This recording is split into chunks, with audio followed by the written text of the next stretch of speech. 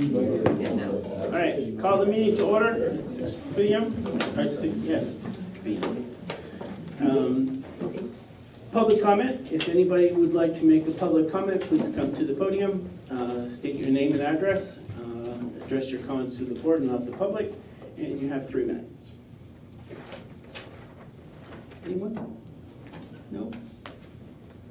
All right. Next item, appointments. Kathleen Harris. Ready, That's me. set. Sorry. Excellent. Yeah. You want to? Oh yeah, I didn't know. I've never been. No, you're It's good. my first time. That's okay. Welcome. Hi. Thanks.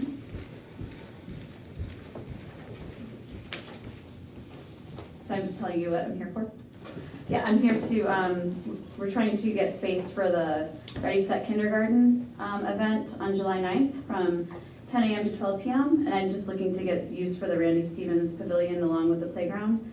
I don't think we're gonna hit 50, but I was doing this just in case we do. I like optimism. Yeah. Any questions? Nope.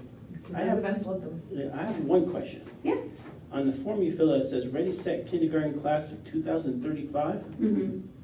How does, maybe I'm missing something. Your math, 12 years? That's when they graduate, sorry. Oh, this class when they graduate. When they not graduate, come in. yeah, Okay. yeah, and then, Graduating. All right, that makes sense. yeah, and then we're doing this in conjunction with the ORPP also, so looking to get a certificate of insurance from them to put the town of Lee on it. Great. Yeah. Okay. Thanks for your help, Denise. Looks great. It's a great event. It's important. Yeah. Just to meet each other. All right. I move to, I'm sorry? I said, no problem. I move to approve the request to exceed the limit of 50 attendees for an event held at the Randy Stevens Pavilion by the Ready Set Kindergarten Group on Saturday, July 9th from 10 a.m. to 12 p.m. Do I have a second? Second. Any discussion? All those in favor say aye. Aye. Motion passes. Great. You all set? Thank you so much. Have a great evening. Thank you. Thank you. Richard and Maria Meyer, Hi, you're next. do you want me to connect online for a few PowerPoints? Or would you rather work with printed material, whatever's easiest for you Did you guys? get our, I have a 25-foot cable, and I think the land It's will nice work to as everyone well. else. I'm on the Wi-Fi here. Okay, I just turned the camera on, so can you take an HDMI connection? You can, We certainly can. you can display on If you the, want to just put a cable on it, that's That'd be fine. perfect. You're right. Oh. Now, we may have brought a computer. This is a 10-minute presentation. This is not going to take long. Very, very much want to make use of everyone's time to the best. it's supposed to be 25 feet, but I don't know if it'll make it or not. Oh, actually, hang on, yeah, I've got to put it on the computer. no, you were right, you were right. Yeah, that's what didn't they go? I was thinking it was my... What? Did they go for what? Is that? Well, you might have to if he doesn't. Oh, okay. I don't know. Sure, that's 25 feet, then. Definitely not. That's what I asked for. I don't think you get 25 feet. I've gotten 16. How many ones? Yeah. I can get it. Put it down, 6. We have to change the source. We'll find the other one. One down, one Is there anything controlling what's looking at? Found the other one. Yeah, I found them both. I walked in here and I go, that's up here. And then Kyle has the other one. I don't know where it is. On the bench. But now we know where it is. We'll take them. We'll take them. It's usually, more. you probably already did it, but there's usually a toggle on the laptop to display out Yes. sides, yeah. That's usually, The other thing I can do that we did last time with the sword, I can plug directly into the camera and save that.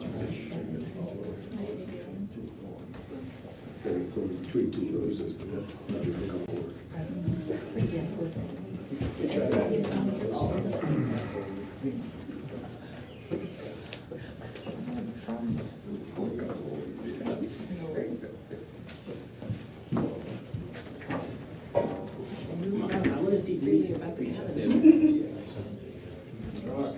Sometimes when you plug it in, it just automatically finds it. So,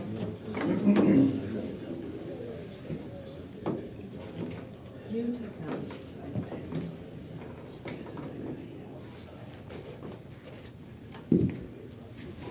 Going through the gamut of options again here. And if it doesn't connect with something you push, I'll just plug it in or unplug it, plug it in. It's fine. All right, we got a winner. Money for that stupid pot in my desk drawer. Oh, yeah. There we go.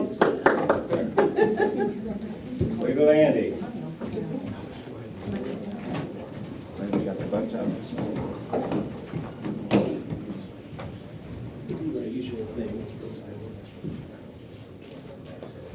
Everybody settled, you can see it reasonably clearly.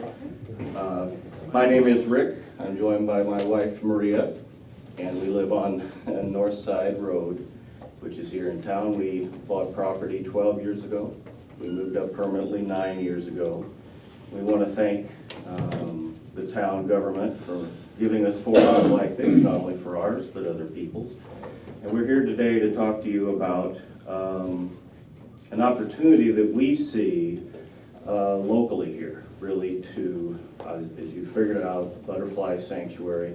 We have a vision for a way of using unused town properties to develop a fairly large greenhouse and build community agritourism, things of that nature here in Lee, which obviously we have a very good tradition of. This is a picture of the parish house looking from the church.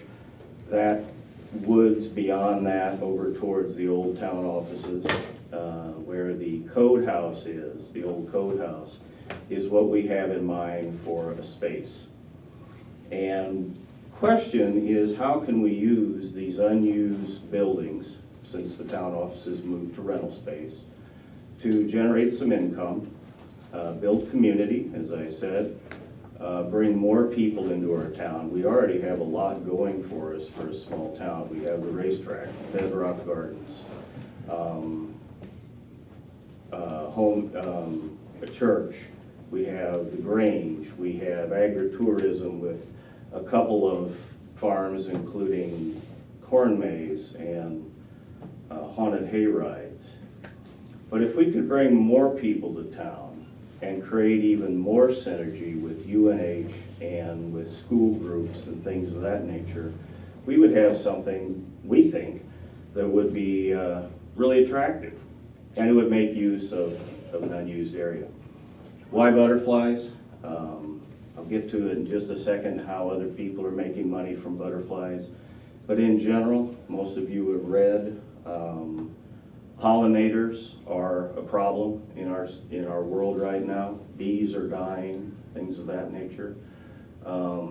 Crops in some parts of the country are actually becoming a bit of an issue. They're trying to use more pollinators, such as butterflies, to do the work in the orchards.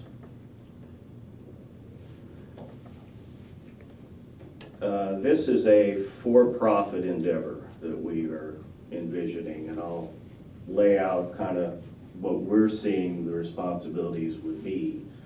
But the income will come from a lab space in the old codes building where we would sell chrysali. We would also do things with school groups. There will be a multi-function space in the middle of the greenhouse where there could be yoga studios, small corporate events, weddings, things of that nature. There are also state-supported conservation efforts.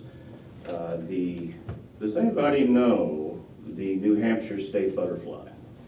Carter Blue. The Carter Blue, right, and it has gone extinct, but they are reintroducing it from breeding stock from out of state, and there is an initiative in Concord where they're working on that, and we think that we could also, key off of that, not only for the Carter Blue, but other species as well.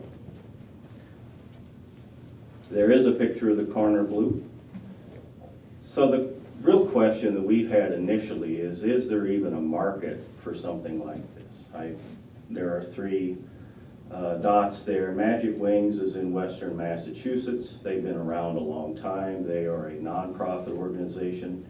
And I have done my calculations, which I'll show you in a minute, 30,000 foot view, at breaking even and making money at 65 visitors a day. They have told us that they actually get as many as 1,300, and their space would be about what we have, depending on how you look at the office space and things of that nature. There's a butterfly place in Westford, Massachusetts, and it is only open part of the year. This is a little better map of the real estate where we're talking about. There's approximately 2.5 acres of uncleared land, and then that butts up against the Kettleball, which is off to the right there. You can see off to the left next to the church, that's the parish house. And off to the right corner is where the code building is. The greenhouse would take up, drawn to scale, next to the parish house, about this amount of real estate. The parish house is key to what we are considering because that would be essentially the receiving center. It would need to be renovated for bathrooms. There would be offices upstairs.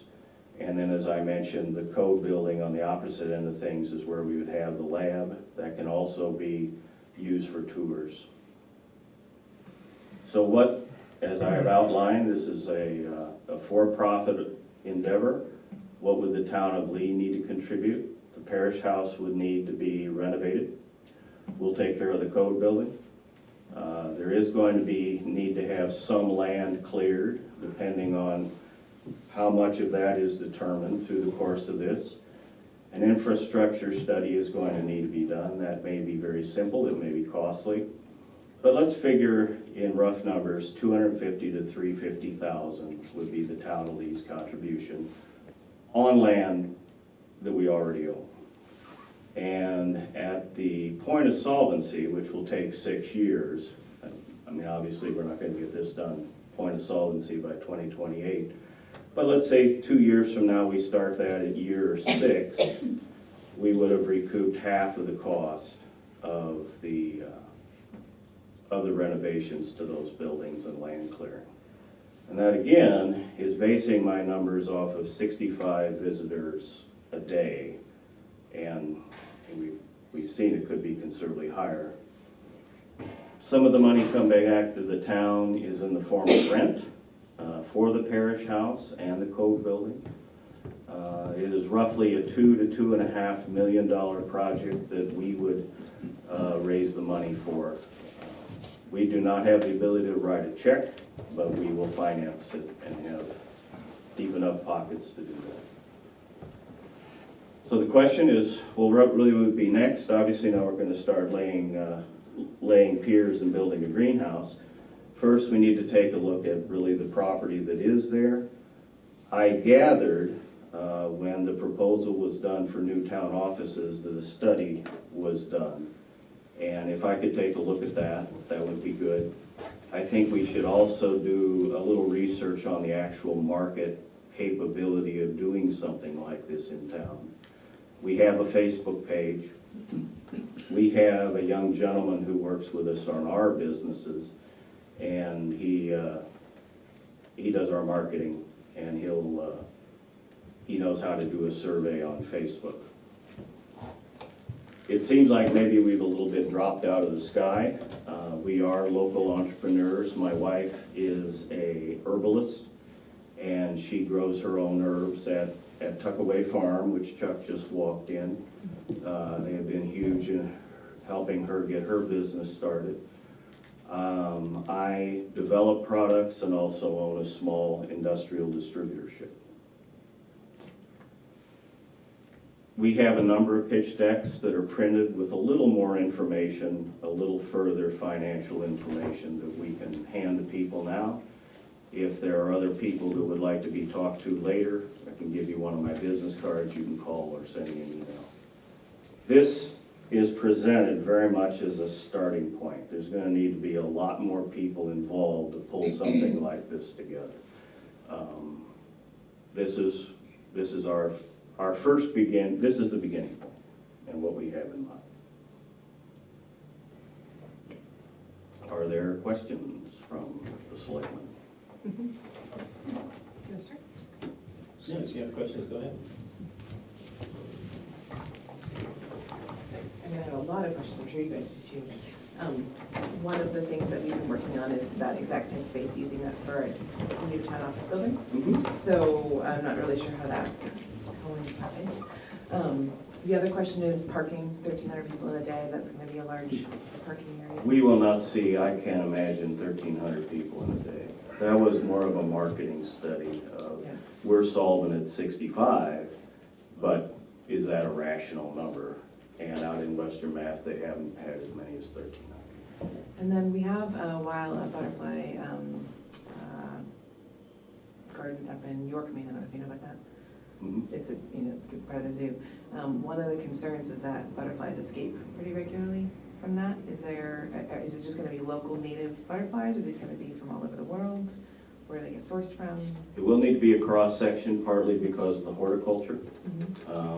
Much of what we grows in New England needs a dormant stage.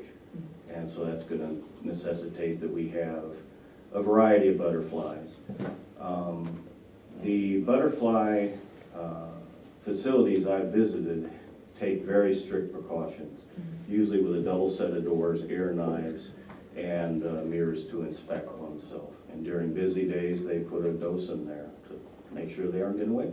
Yeah, I think it was more that like the actual building. Like absolutely that all works great, but that's not until we Yeah. building. The people we're working with to build the greenhouse, the quotes we've gotten are taking special steps towards that. They have built similar facilities. And then in looking at the building costs, I know we've looked at renovating those ourselves, and those costs are definitely not the numbers we found in renovating. They're more like $500,000 or more. There's a reason we haven't been able to do anything with them. For the parish house, I mean, definitely over $500,000. And then the annex is currently being used, but I don't remember what the renovation would be on I don't that. remember if that. So just some numbers might need to be cleared. So yeah, how do we put our town building we need to build in with that? Where would the parking be?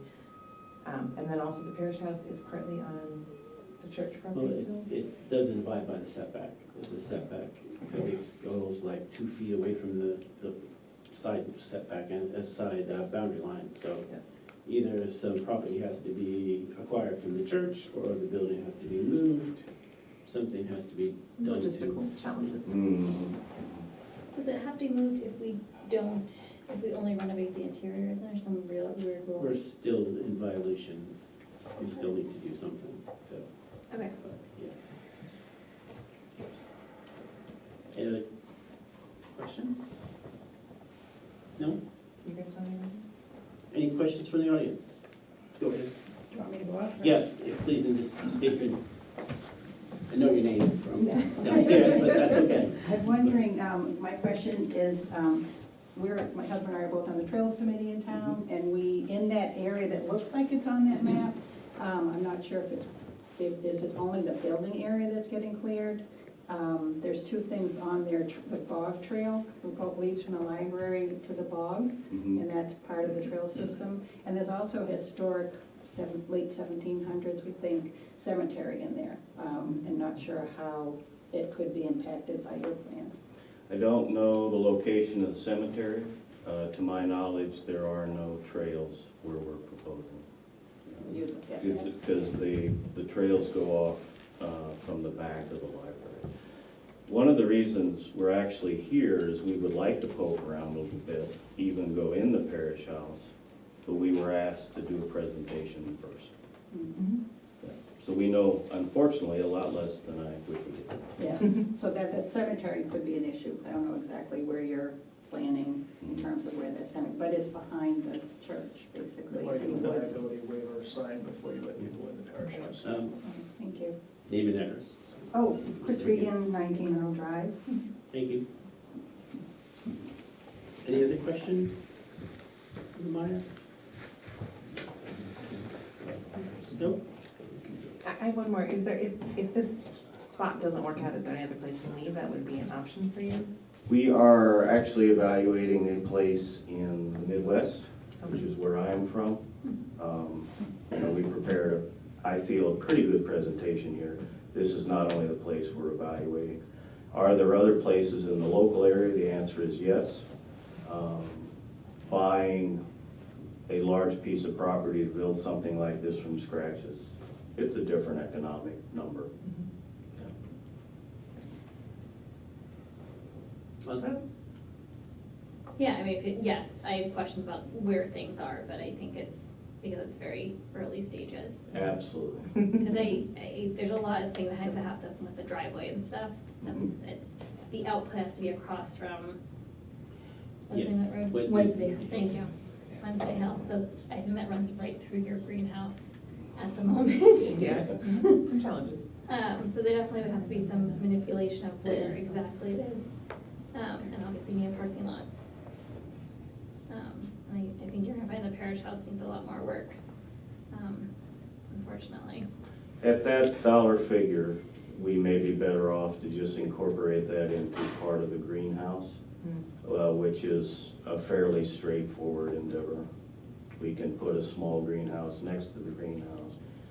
We already have a quote for an annex to break it into pieces. There's options. We were thinking more, could we take advantage of this thing, having not really seen it? And, you know, it is a cool old historic house. Yeah, it'd be great to save it. It's just the money to do so is the challenge. We've been fighting for quite a while. Mhm. Yeah. Great. Well, thank you. Thank you. Thank you very much. Thank you, both of you. So you're approving the request to poke around? Let's talk about it. Okay.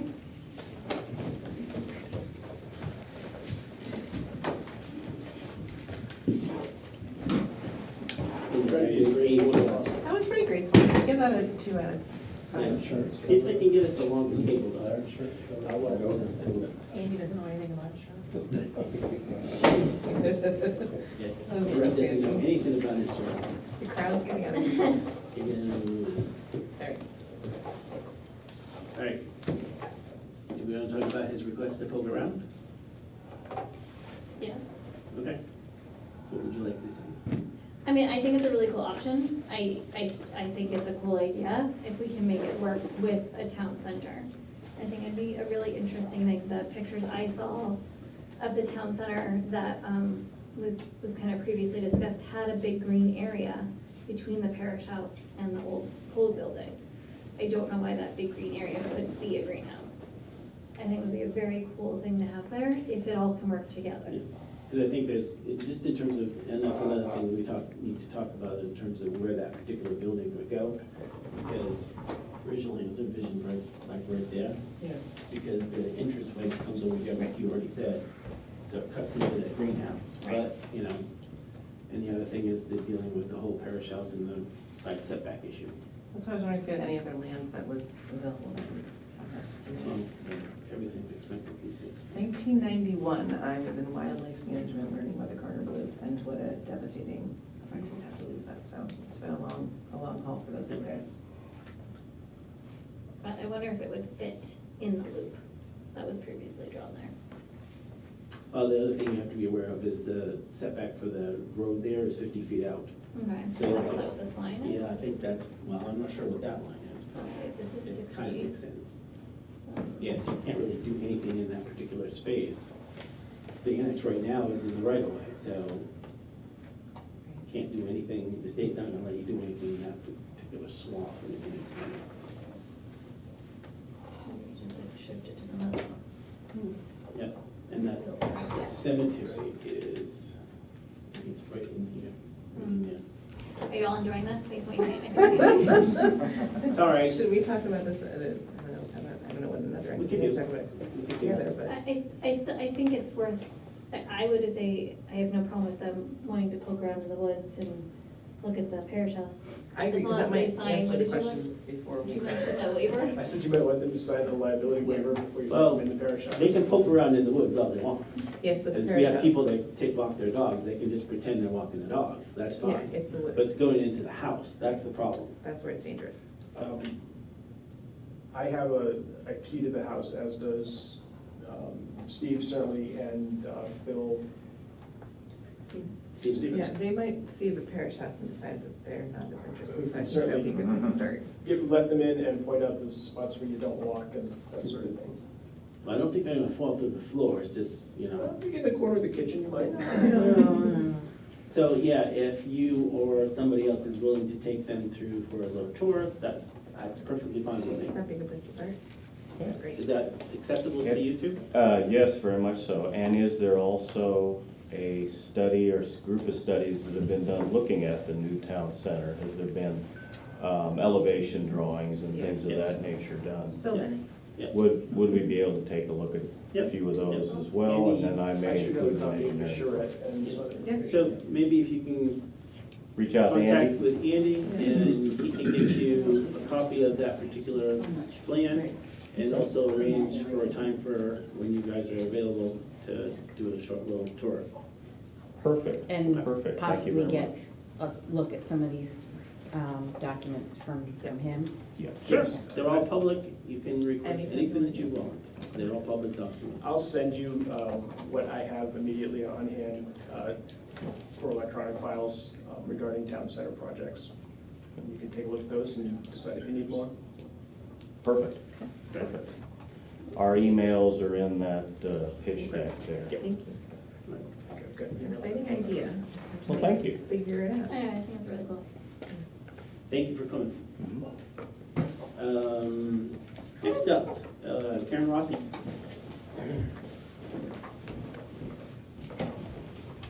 Good evening.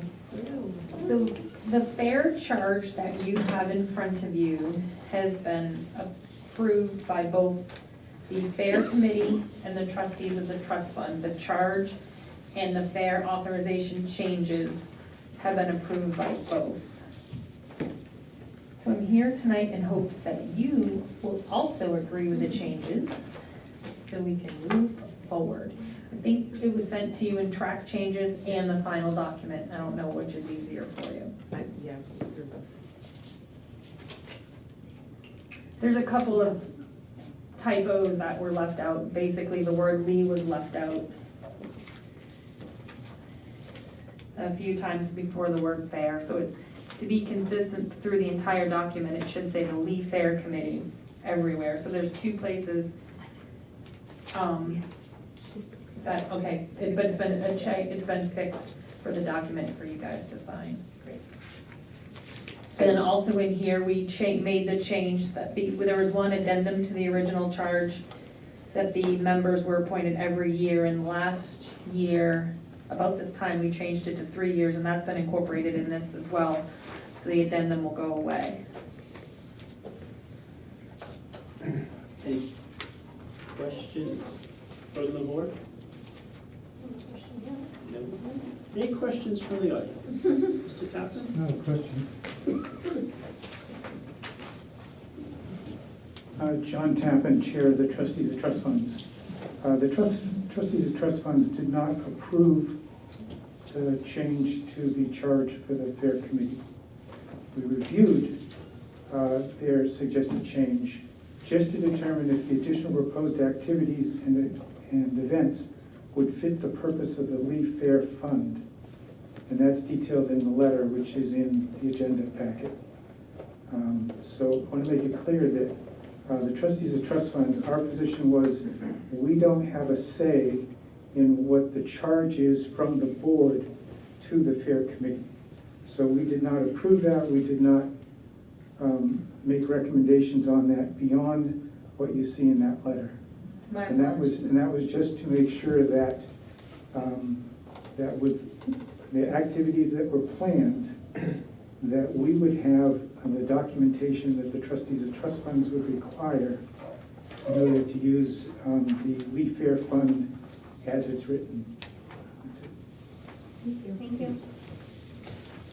We don't have to.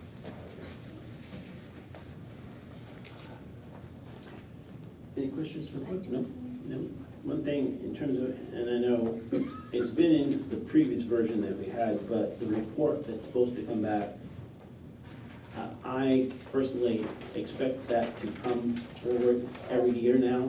Okay. Because we've never had, I've been on this board since 2014, I've never seen one. So please, Are you talking about the report to the board or the report in the town report? nail the report to the board. Okay.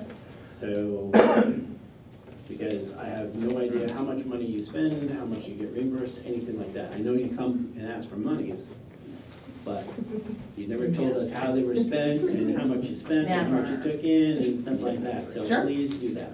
Sure. And I know you will. Anything else? Question? Mr. Eric, you want? Eric is the chair of the fair committee now. Uh-oh. Congratulations, Uh-oh. or not. Howard. And you're all gonna have a job. So the report that you're asking for on a yearly basis, or we have in there that at the request of the select board? You just So- requested it. Yeah. So are you doing that just on a yearly basis, or also at the beginning of the planning process to give you some idea of what we want to do for activities and events and what it's gonna cost and what the revenue is expected to be? What I'm looking for is, already Karen, I believe, comes and gives us, this is how much we're looking for and specifically. But the part in terms of to issue a report no less than annually or more often, if requested by the select board members requesting it, on the status of the fair committee events and activities and projected expenses and revenues, in addition to any other reports required. So I personally have never received anything like that. But you're looking for that once a year? Yep. So, Is that different than the report for the town? not necessarily. Report? Not necessarily. So maybe, usually we have you come in like November. Okay. So why don't, when you come to the ABC and the board, say, okay, we're looking for this amount of money in the budget for next year, give the report at that particular time, that would be great. We have December in there, so should It's that fine. be changed? Because I think the meeting in December is usually the fire department, I don't think you're usually in there, I think you have one before that, so maybe in November. So this is for the ABC then that you're talking about? Well, the ABC and the board meets together. Okay. So, Maybe I should say that at the ABC select board scheduled meeting, instead of giving it a specific date, since we don't know when exactly you'll have that date. So should we leave it out of there, and just say at the request of the select board? Annually at Yeah. the budget meeting. yeah, annually. Because it doesn't, to prepare a written report on the activities and finances of the League Fair Committee presentation to the board at the first regular meeting in December, that's fine. But if you want to take out the first regular meeting, that's perfectly fine too. So, In December or earlier, you can write. yeah, in December, first regular meeting or earlier. You want to just say by December? Sure. Yeah, if you guys want to no later than. You can amend it to just say that then. All right, thank you. By December. By December. Can we just amend that? If you need to vote, well, We'll just just add vote it, it, then yeah. we'll vote. Where's that? Mr. Tappan? By December. John Tappan again, trustees of trust funds chair. I want to call attention to the board's, attention to what the trustees of trust funds consider to be the most important part of our letter, which is the second paragraph. The trustees determined that to have these additional events and activities fit the purpose of the fund, the events must be publicized as a fundraising event for the Lee Fair by either incorporating this into the event or otherwise prominently including a statement to this effect in the public announcements and descriptions of the event. And the board unanimously considered that that was critical in order for us to have the documentation that we would need to show that these other events were in fact for the purpose of assisting in the funding of the fair. As an example, the fair is selling ice cream novelties at family night, June 16th at the park, and we're using that, we're gonna call it the Lee Fair fundraising event.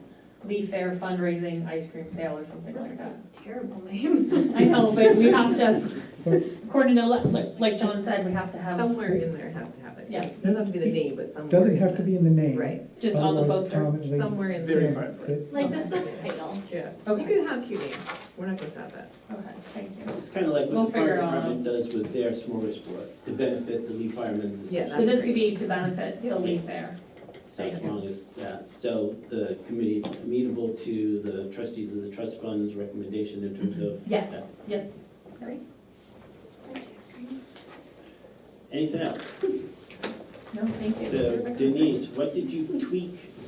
You have the tweakage? So what happened was 1, 2, 3, 4, 5, 6, 7, 8, 9, 10, 11, 12 lines down, counting the spaces as well on the backside of the Leaf Fair Committee charge. He's lost me now. So official. I'll just read this. Okay. The third dot down on the back Yep. page. To prepare a written report on the activities and finances of the Leaf Fair Committee for presentation to the Select Board at their first regular meeting by December, semicolon, and. Okay, So basically, in is changing to by. okay. You all set with that? Yep, that's good. So I moved, what was that? Well, it's at their first regular meeting by December. Shouldn't it be select board by their first regular meeting in December? If they changed the wrong word. The at should be by, not the in. Okay. It's complicated when we're all Not chatting. English. What would you like it to say?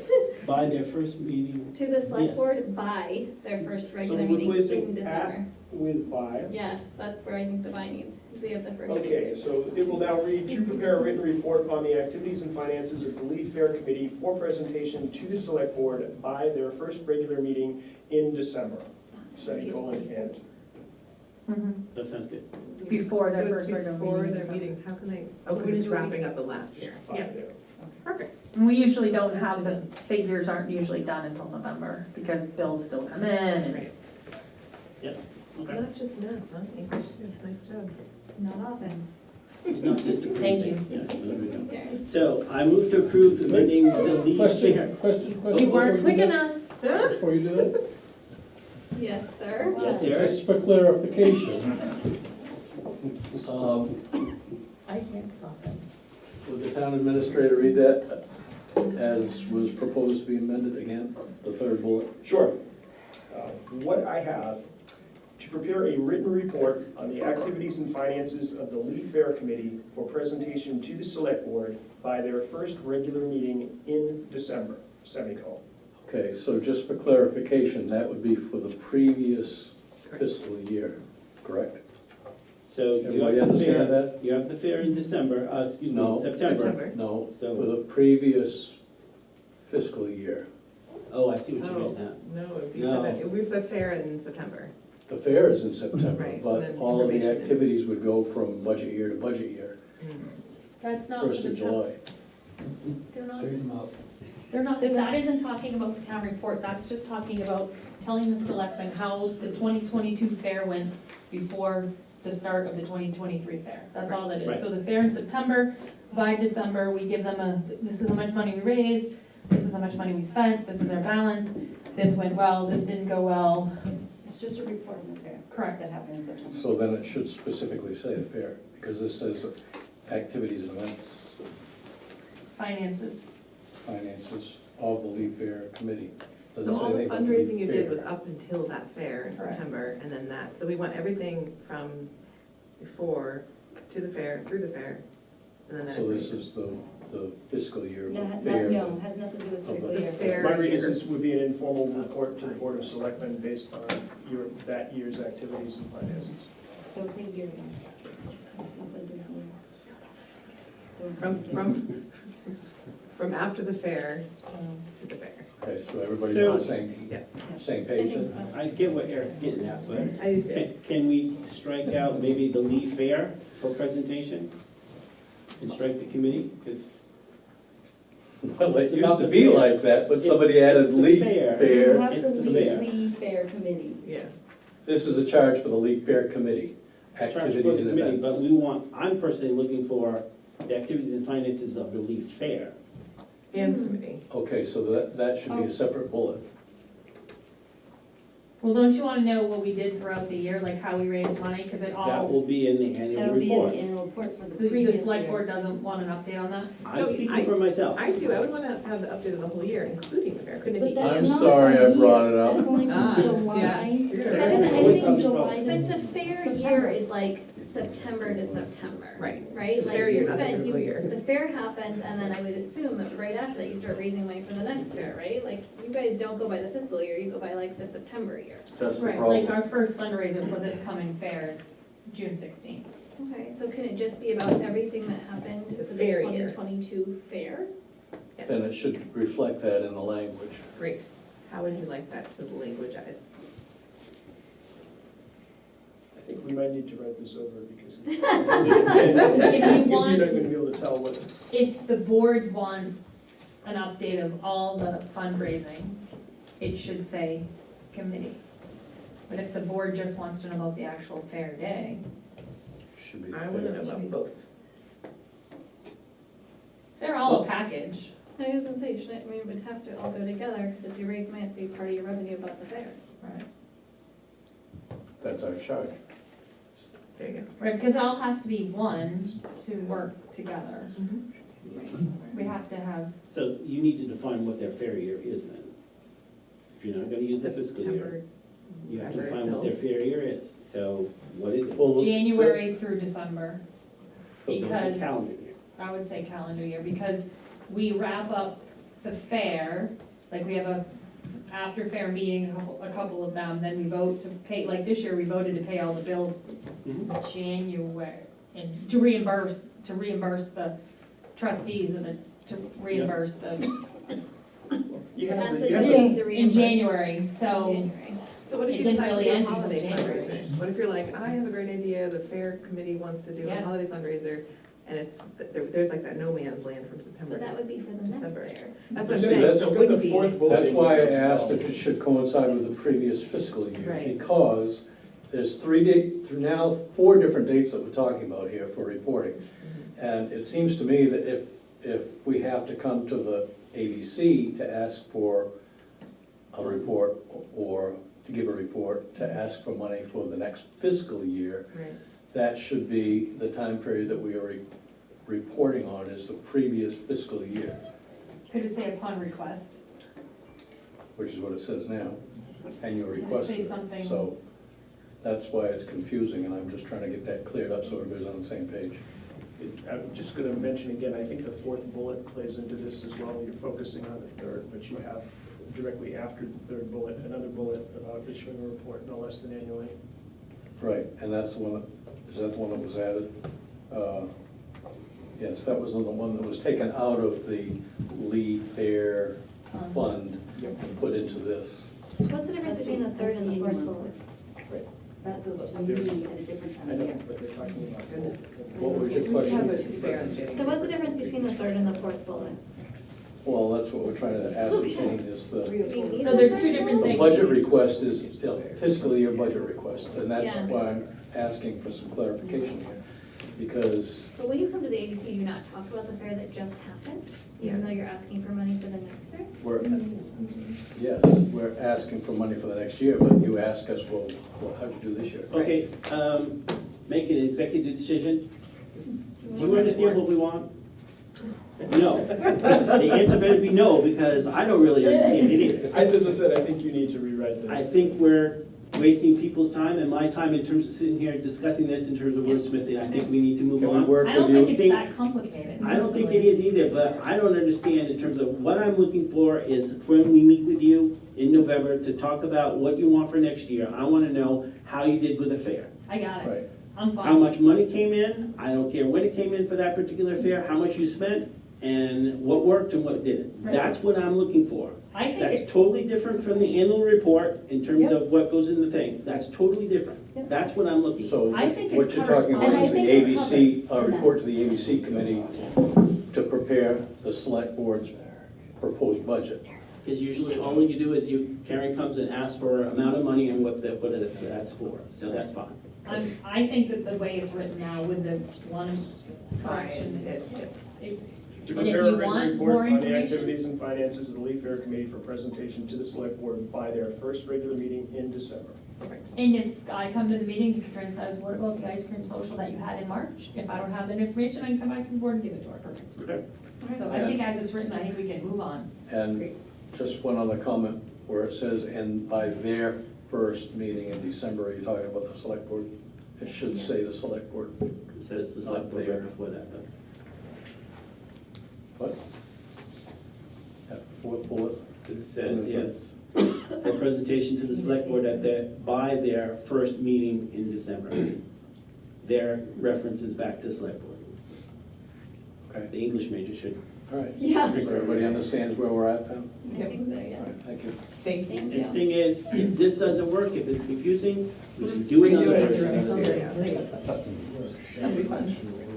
There'll be fun. Are you willing to sign the hand amended version here?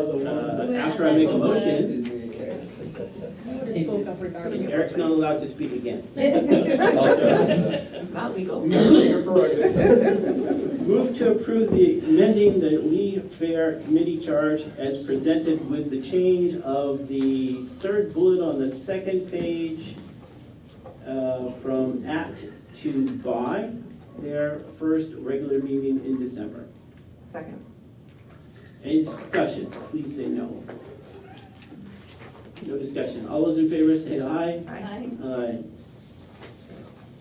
Can we have the thing to sign to get it over with? Yes, I was just waiting to see if you were going to move the fund authorization too. Oh, yeah. Oh, sorry, I missed that. I can sign it while also. Ugh.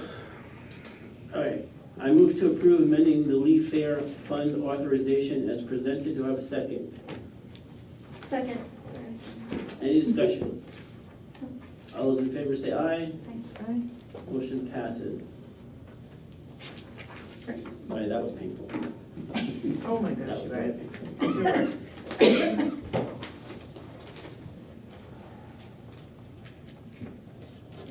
All right. Denise, you'll fill in the day and stuff? Yes.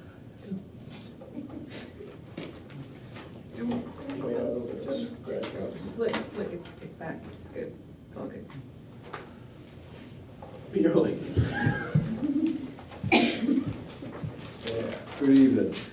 Tonight I'd like to talk to you about some trees in the cemetery. We've got, I think it's 7, I call them tamarack, I think Don Quigley called them leeches. Larges. Arches. So it didn't make any sense. Okay. The Eric is good for something, so you gotta let him speak from time to time. Just time to time, not. Yes. Anyway, so I know there's some history behind them, which is a little unclear. That's why I'm here to ask. We've got 2 of them specifically. One of them is insect infested and it needs to come out. The other one, if you look at it compared to the rest of them, is not healthy. They're both out front. If you go directly across from the old town office, that first one has got a big cat face scar on it, and it's full of ants. I looked at it again this morning, the thing is just crawling, so I'm assuming it's hollow in the middle. If these things come down, they're gonna take down some very big stones. And then I think it's I think it's the third one over. It looks like it's lost its top, and it's losing branches, it's losing everything. So I think they need to come out. Talking with John Roy and Don Quigley, they both agree. They agree all 4 of the front ones need to come out because of their age and because of they're a dirty tree and they're creating some issues. But what I don't want to do is get a whole lot of people upset because we're taking trees out that have some hysterical reference to it. So Historical, not hysterical? same Oh, difference. same thing, okay. They're trees, they're a renewable resource. You know, you cut them down, you plant some new ones, and they go on. Yeah, could we think about what kind of trees you plant there and be thoughtful? And Whatever, yeah. Whatever. I have no issues with that. I'm just saying, my concern right now is the size and the age of these trees. They're not pretty, that's for sure. They're the ugliest tree I've ever seen. Is this something we can do internally, or do we have to? We're gonna need a crane to do them, and what it would help is if we, shall I say, piggyback with the town taking some trees out around the town office Yeah. building and the stuff like that. The other That way we have a crane for the day. Do you already have a number for that, Peter? I have not, I haven't talked to John about a final number, but like I say, it's gonna have to be piggybacked to make this thing work, because I know my budget won't handle it. Because the crane rental is for the day. You can Mhm. use it however long you want. Right. Has the DPW director determined when he's gonna take out those other trees? You'll have to ask him, but I think that's what he wants to talk to you about too. Okay, all right. The other thing I'd like to talk to you guys about, if I can at some point, is every time we dig a full body burial, we have to get a machine and a person in here. That costs us roughly $500 or $600 each time. We charge $800. That money to pay for that excavator comes out of the highway rental equipment. Personally, I don't feel it should. It should come out of the cemetery. Somehow the cemetery should be able to take the money that they get for burials, put it in an account, and pay that kind of a bill. I agree. And this has been going on right along, and until such time as we, as a town, buy an excavator, we need to address that. Do we have plans to buy an excavator? That seems like a lot of expense for something we're using kind of consistently. I agree. Okay. Is there some, because we have bobcats, is there some attachment you can get to? Problem there is reach and distance. I mean, we just can't, that, and we just can't swing out back over a machine to, over a dump truck to So, do material in. Really need something like Ricky's, little, Bigger, next size Bigger than up, Ricky's. probably the next size up. and how much are those? Money, No, I know it's money. I don't have a clue how much. So maybe we could look into that and think about, Yeah, I know we've got it sort of in our plan in the highway, but how far down the road, I don't know. But I think it needed to come before you, that's why I brought it. could it be shared, the expense with the highway department, so the highway It department? would be could the use it? highway department, Because they'd use it as well, I would think, Yeah. for all the big things you have to dig. ditching and everything else. Yeah. Let me make a comment. Quite a number of communities don't have their DPW undertake grave digging. There are a number of contractors that work side by side with the funeral contractors, and that, I would say, is probably the more common option right now in the Hampshire municipalities. But I think we're getting, because we still got another request coming from the cemetery You trustees. trying to but I think we're a think- new excavator? Jeez, just got excited there. I think you need an excavator. I think one of these requests we can do without any too much fanfare in terms of having those particular expenses and the revenue come in and out Yeah. of the trustees of the cemetery. That right away. Cemetery trustees. So I think we can do the first one. Okay, In terms of the excavator, I think we will have to talk to the we all need to sit DPW down guy. and deal with that. Yeah, let's do that. And, Obviously used, see. I think, right? Good. So, So, I like I say, I'm just trying to prevent any Yep. backlash if we do take the trees out, so. Yep. Thank No, you. I We'll think take that's- the backlash. So basically, this says increase the cemetery fees. Do they need to go up in order to cover these expenses, or is it just you want the money to No, come out okay, differently? we discussed it Okay, in our April meeting, I think you saw it in our minutes. We haven't met since, but yes, we're probably gonna need to go up on the expenses of what it costs us to do all this. You can't buy a grave, and at least any of the ones I've looked at, for less than $500 here in the lower part of New Hampshire. So I feel we're gonna have to go up on the cost of the grave, plus the cost of both a cremation and a full body. And I think the full body is gonna have to go up probably pretty substantially to cover its costs. So I assume the cemetery trustees will come back with, We will come back as soon as we meet and agree. okay, Thank you. Okay, not a thank you very problem. much. Yep. Thanks, Pete. Your turn. Will the conservation commission talk about the trees, is there anything to historical? I don't think they're- Conservation. I have no trouble with that.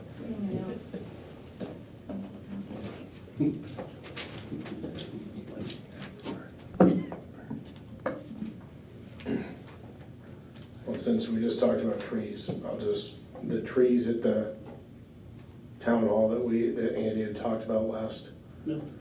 meeting, I think he gave you a number like 10 grand for them. The actual number was 5,500 for the trees. An extra 500 to try to prune those oak trees in between the library and the museum, to try to get the branches away from the roofs and try to get the dead wood out of them. That's great. So it's 6 grand total for what my area would have been. So to do the cemeteries request to take out the trees across the road, is that going to be a little bit more, or is it going to? It would be more, but I still, the crane rental doesn't change. Okay, it's just their work. And we have some ones on some roads we talked about before. If we do all these, we're not getting any on any roads. Okay, so that will still have to be another day we talk about. Yeah. Okay. So that's not scheduled yet, because I hadn't gotten over the actual price, and that doesn't even book out until like the end of July. That's how long we'd have to wait if I told them yes. We should To get the go ahead and book it and then Where- figure it out. Yeah, where are we buying this from? So- You gave me 12 in the ARPA funds for the deck. Mhm. We have enough of everything for we did the deck. We started to put a set of stairs on the front, fix the building, and do the ramp. Mhm. But I have everything for that, and we spent 72. That's great. So we could use ARPA funds, you're saying, for I that? was planning on using ARPA funds for some of it, or asking if I could, that way it's all included in that. Because we're overspent with the first one, right, Andy? We are, Just by. but we haven't spent Any close to half of it at this point, but we are, So on paper, we would be overspent. So it'd be this coming year's ARPA. And when's the next payment coming? Sometime in July, I'm not sure the Okay. exact date. So, this wouldn't happen till after that anyway. yeah, so are you amenable to authorizing him to go ahead and, Schedule it, because if the, for some reason it doesn't work out with the trustees, we can still use the crane for other things, and if it does, then, so no matter what, we should schedule it, figure it out from there. And pay Okay. for it with ARPA. Because if it waits and we don't, if you've overspent, we're not gonna spend it till next, you get the next check anyway. Yeah. Right. And we started taking the air conditioner apart downstairs today, and that's gonna save a lot more money, because we did all the demo That's great. ourselves off the bill. okay, Thank you so much. so you were able to break into the ceiling and? It's broke into, All right, all right, all right. it's apart. Let's, Stress relieved, great. all right. So, the reason I came was, we went out to bid for paving. The low bidder this year was Continental.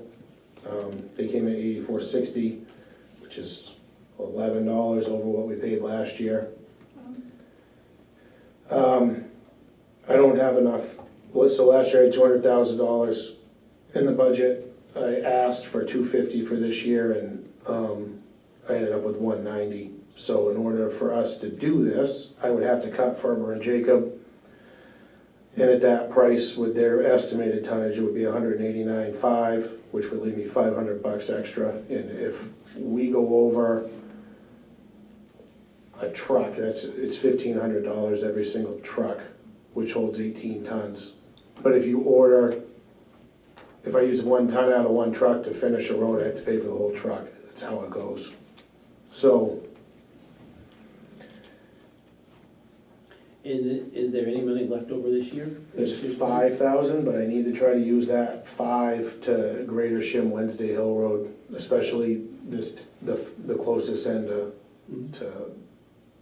155, because it come apart pretty good this past winter. Okay. So I'm tapped, I don't have that much.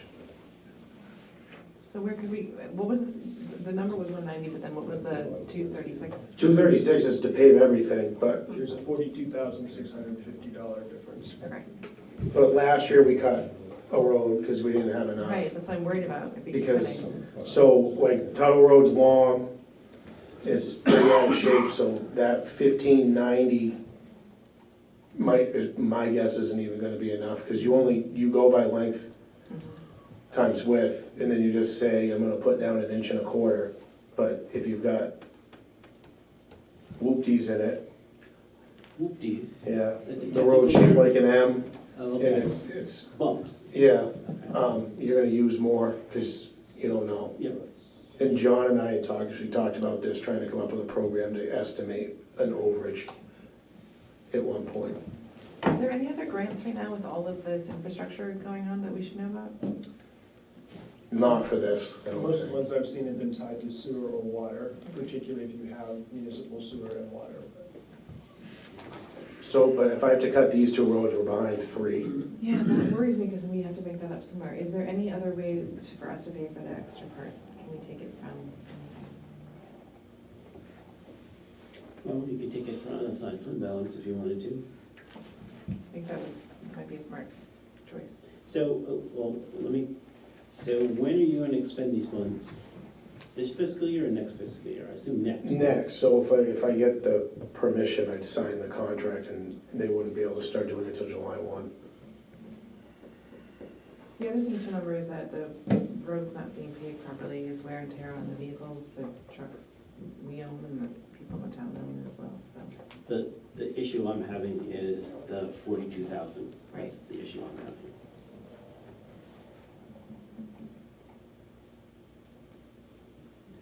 So you'd have to do Tuttle, you'd have to do campground, so. Those two have to get done. Yeah, so Ferber and Jacob, Are on the list because there's nothing else near them. Ferber's right at the end of I see. Tuttle.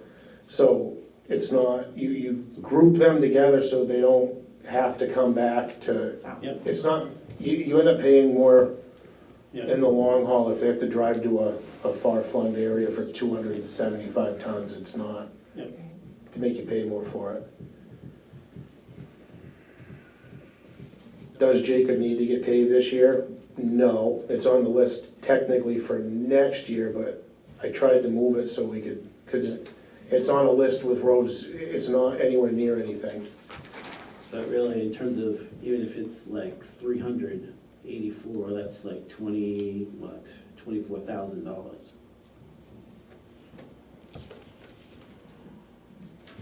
And that road's in good shape, so that road's not, Yeah, you've got a better chance of going under on that road. Ferber isn't in that good a shape. thoughts, ladies? I think we need to pave our roads. I think so too, but I can't, I have a problem with $42,000. Does this mean that next year we can pay less roads? Like, It just means that I fall farther and farther behind, so Just have to pave them. you make the budget go up. I mean, I think, I said in the ABC, I thought that's what I needed to pave them. I didn't like it, but I thought that's what I needed to do, and unfortunately, I was right. I didn't want to be. Right, Yeah. and you were trying to give us money for that. yeah, I think what's killing his thing is that the price of the asphalt went up by $11 a ton, so Right. that's what's killing us. it's gonna be better. Yeah, if the price had stayed the same or gone up $1 or $2, we'd have been fine. Would have been no issues. I just think we have to. Well, I will propose that we drop Jacob and then we use the money that we need to augment the 198,000 to come from the unassigned fund balance. So we'll just be overexpended on that line. Does that make sense to you, Steve? So do Tuttle, Campground, and Ferber, and drop Jacob. That's what I'm proposing. I don't, Does that make I mean, sense? that'd be fine with me. I mean, I'd have been fine with just doing Tuttle and Campground and figuring it out too, but just telling you how, Yep. unfortunately, it came out this year. I fell out of the chair almost when I saw the prices.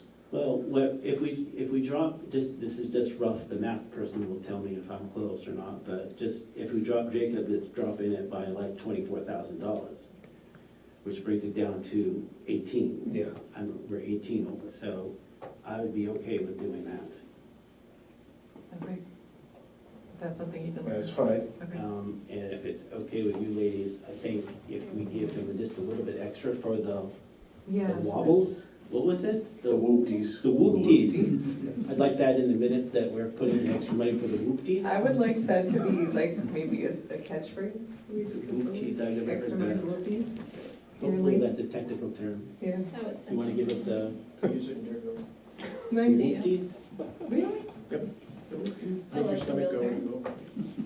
We call those roller coaster roads. All right. Mhm. If you hold on our, That's not taken. So yes, is what we're saying? 19,888.1 so that's how much we'd add on, for so, Berber. Yes, 20,000. so that would be 210,000 total that we're giving them. Is that correct? That's the 190. Yeah. Yeah. You're adding 20. So 210,000, well, can we give them a little bit more for the whoopties? That's only And like then it $19, $119 for whoop-dees, that's not Right, very so much. each truck is an extra 1,500, so that's one extra truck So of. should we do 2015 and then let him make the right choices for what? Oh, she's got 211, 211, 381, so like 212. 212. That's Right, only but- one extra truck though. What do you think, Steve? I make it work. 213 would be up to 2 extra trucks. Great. All right, 213? Okay. I'm okay with 213.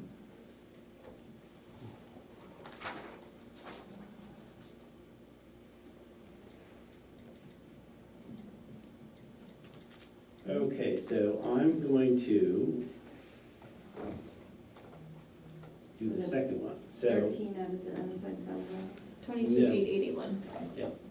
well, 213 minus, so that's 23,000 out of the unassigned, Oh, that's what I meant, yep. right? Yeah.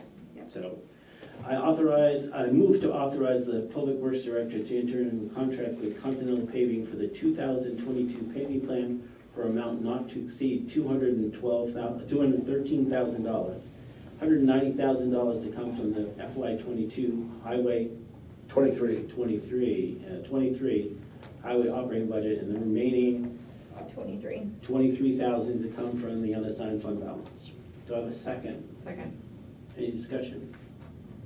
No? All those in favor say aye. Aye. Aye. Aye, motion passes. Thank you. Thank you, Steve, for doing that. Thank you. Colin Lentz? Oop, oh. Hello. Hello. Now, can I on the board? Do you need the camera back on, Colin? I don't think so. Not as long as everyone has the attachments I sent along. My name is Colin Wentz. I work at the Stratford Regional Planning Commission in transportation planning. You may know Gritrin is on our technical advisory committee, and we have talked about various ways to improve bicycle and pedestrian safety and accessibility, primarily along the main road through town, 155. So talked about some various options. The one holy grail kind of being a direct connection from the town hall all the way up to where the multi-use path ends, just outside of campus at UNH Durham. So along 155, since you have a lot of traffic through that way, New Hampshire DOT, in conjunction with some UNH planning students, have looked at the 5 points triangle and provided some preliminary kind of non-professional engineering options there. Obviously a lot to do there. We kind of talked about whether to go broad and do things that cover a large area or focus on a focused area. So we kind of came to the feeling of focusing on the town center, where you all have the town hall revitalization and sort of creating that community center, rather than doing something like bike lanes along a larger route. So I would tend to promote something like a multi-use path over something like a bike lane or shoulder widening, where traditionally if you widen a road, it just makes people go faster. And my biggest recommendation is to, wherever possible, use infrastructure to slow vehicles down, and maybe even more importantly, separate the non-motorized users from the motorized users. So as I said, if you add shoulder width on a road to a driver, just subconsciously the road looks wider and straighter, the pedal's gonna go down and they're gonna speed up whether they're thinking about it or not. Signage and lights become invisible to, especially as people drive by them regularly, or at the end of the day they're thinking about what happened today, or when am I gonna have for dinner. All of these things and all of that stuff becomes invisible. So the more you can use the infrastructure itself to visually even narrow the road, or make it clear to drivers that you know, I'm not just on 155 in the middle of nowhere anymore. There's a town center. You have Maxwell Elementary. You have folks going to and from church. You know, maybe a butterfly garden in the future. These sorts of things, you don't want people screaming through, missing it, and then B, creating a safety hazard for pedestrians. So what I put together was a concept for a multi-use path, connecting, as best as I could tell, the kind of primary destinations, starting from Town Hall up to where it looks like you have a farmer's market or had in the past, trails, connections to trails, and through the school and the church. Picked that side of the road looking at right-of-way acquisition issues where it seemed like there were the least number of conflicts, and any landowners like the church, you know, may be amenable to donating part of that right-of-way, so because that can allay a bit of the cost. Looked at a multi-use path. For other cost reasons, sidewalks are great. DOT is always, DOT will always say, we're always willing to put in a sidewalk. It's up to the municipality to pay for the maintenance.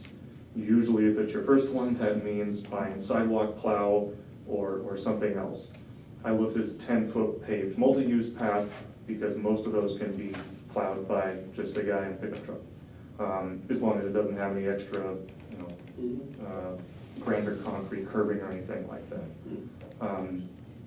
So let me make sure I'm getting kind of talking points here. Like I said, connecting those sites so that folks can walk to and from. I think Katrina and I talked about the students maybe even walking down to the library for various educational opportunities from time to time in the future. It potentially cuts down on the volume of parking at each individual site if people can walk between them. And as I said, the biggest thing is separating the non-motorized and motorized users. So really just came to talk about those things generally, and I noted the most likely upcoming funding opportunities. We will have a consultant as an on-call engineer to conduct planning level, high level engineering estimates for costs and so forth, so that we can put those projects into our plan so that they're eligible for things like the 10-year plan, which runs on a 10-year or a 2-year cycle. Every 2 years we do a solicitation to add in new projects. Obviously, as the name suggests, you have to wait 10 years if you get a new project in. So that has some benefits. For instance, Barrington has a 10-year plan project in the most recent cycle. They opted for the 10-year plan over transportation alternatives because their project was on Route 9 and it was 100% federally funded. So that was the trade-off they made there. Transportation alternatives is a guaranteed 20% match requirement, but you don't have to wait 10 years. It can be locally managed, and that is not a grant, it's a reimbursement. So you basically have to have 100% of the funds in place and then get reimbursed with the 80. That does not require an engineering assessment, but as I said in one of the bullets there, working with SRPC, we can get that planning level cost estimate for you guys, even if it just is kind of Shell Overton kept aside for future opportunities. Any questions on what I put in the PDF there? When we talked about the lighting and security, and Right. Did you find out what the fifth 500,000 would be for? We both thought that was an interesting number when we weren't adding any lights. Where was that again? On the project cost summary. Right, so as I noted, this is from Massachusetts, this cost estimator, which was the, Oh, okay. there may be some other contingencies input in there. Massachusetts has, from what I understand, a robust trails fund, and they've been kind of going gangbusters, so a lot of this can be taken with a grain of salt. I looked at this most likely not requiring a lot of security, maybe some simple lighting. I think they literally mean security cameras and stuff like that.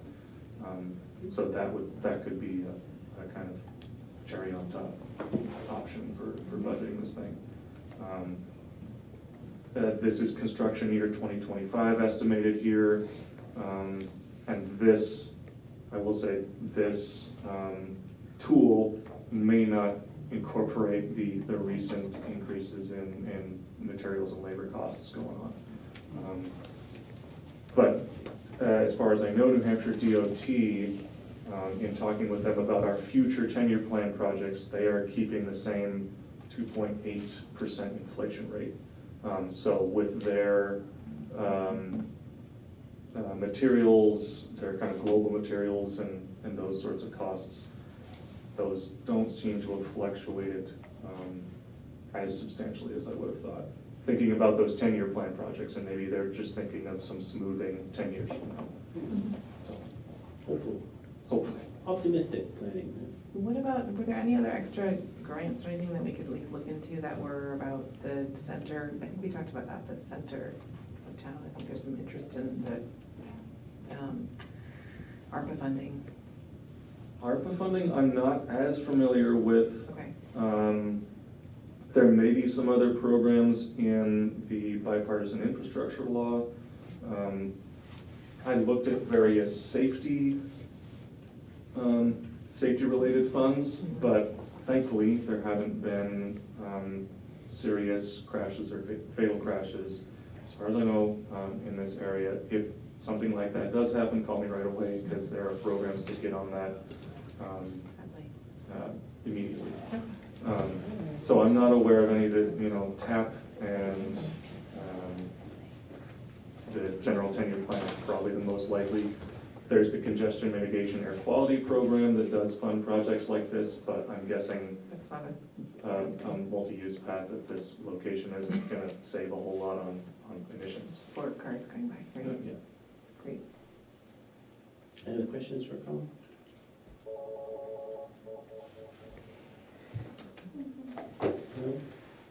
No? I did have a question. So this particular path goes really from the old fire station, the DPW, all the way down to the front of the old town hall. So is there a transition between those two? So like when I'm coming up 155, going toward the beginning of town, it's just like, oh, all of a sudden now I have a multi-use path here? Is there any kind of transition, or? And vice versa, going the other way, oh, my path just stopped, where do I go?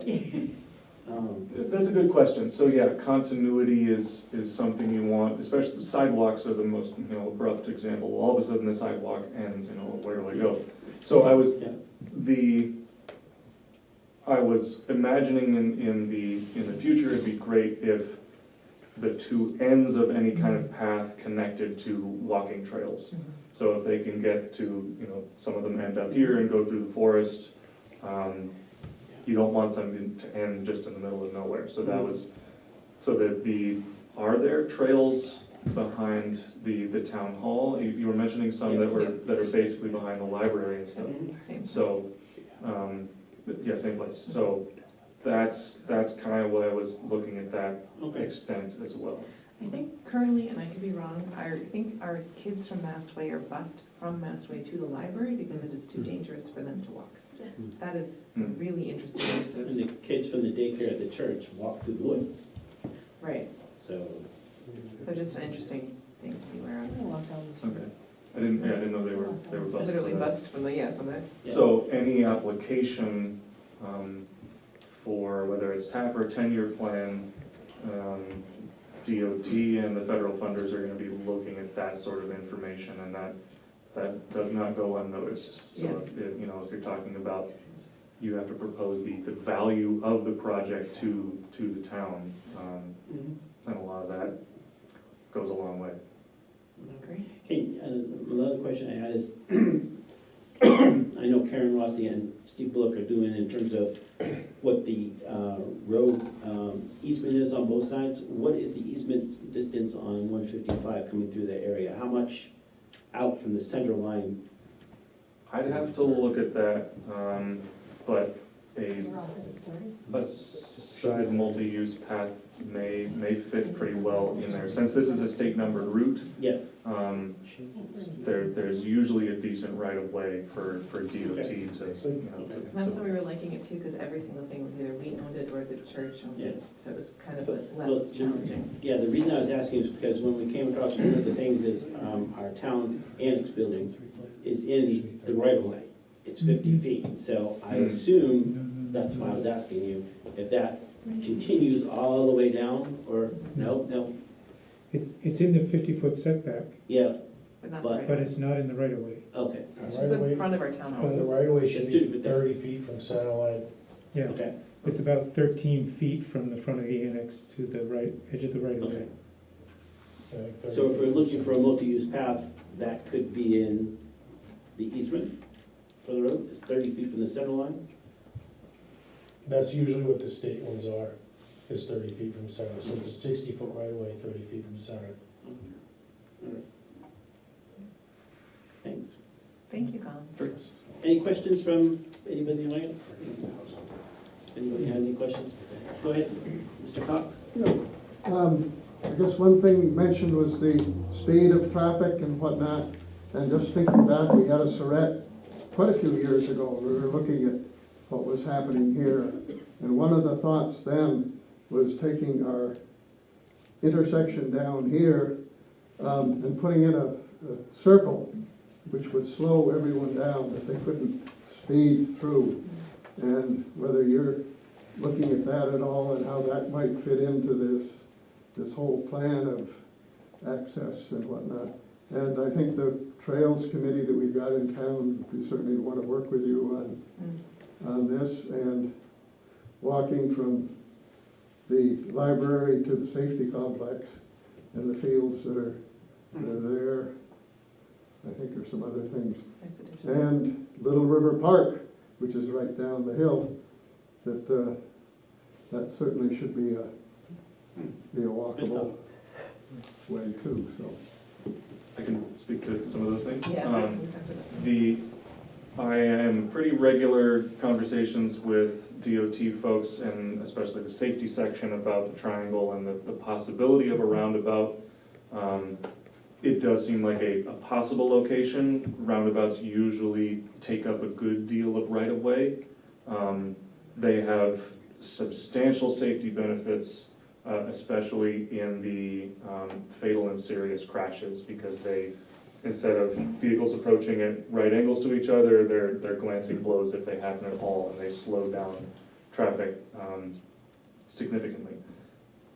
There, I believe, is some property at the center of the triangle with some historic value or just vegetation. Roundabouts can make nice little gateways. That's why we've talked about that as a gateway intersection. And a roundabout could be a nice alternative. I know there were some questions about properties in the parcels to the southeast that have some that were historic. And those property owners would have to be talked to about the potential of a roundabout, how to adjust that in the best possible location. So that option is still out there. The folks in the safety department at DOT are definitely keeping a close eye on this. If the town wanted to consider a project there and funding that through the 10-year plan, that's another thing we could have our engineering consultants do, a general mock-up and cost estimate for what in real life dollars a new roundabout would cost there. Or alternatives and options for a roundabout, since that's a pretty complex intersection there. And that would be fully funded in the 10-year plan, you're saying? That I don't know for sure whether that'd be 100% federal funded for something like that. It could require a 20% match, but they have funded projects like that fully 100% in the past. I guess the long-term benefit, the 10-year plan has a long-term benefit where you have 10 years to plan for that match.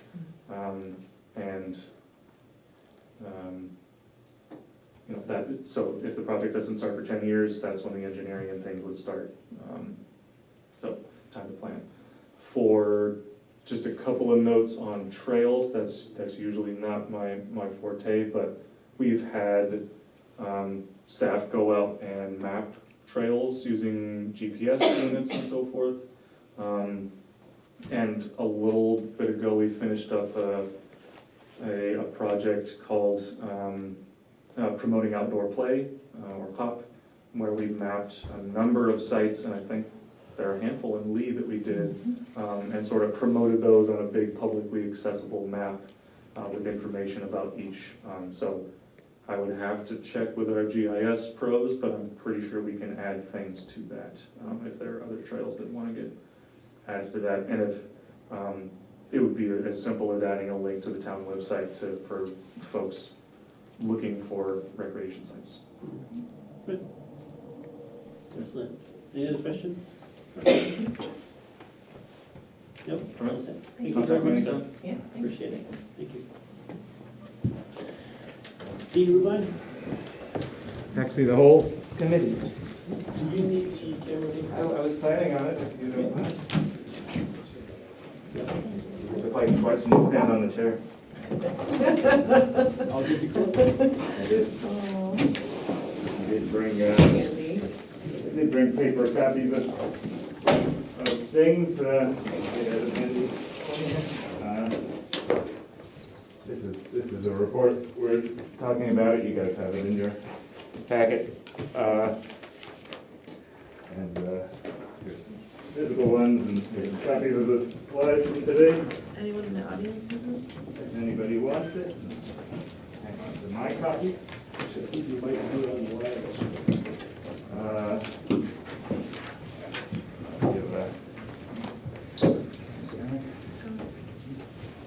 Did we lose Steve? I'll take a copy.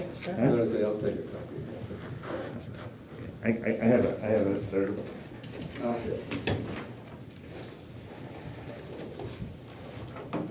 Oh, I think you may be on without the. Ready to go?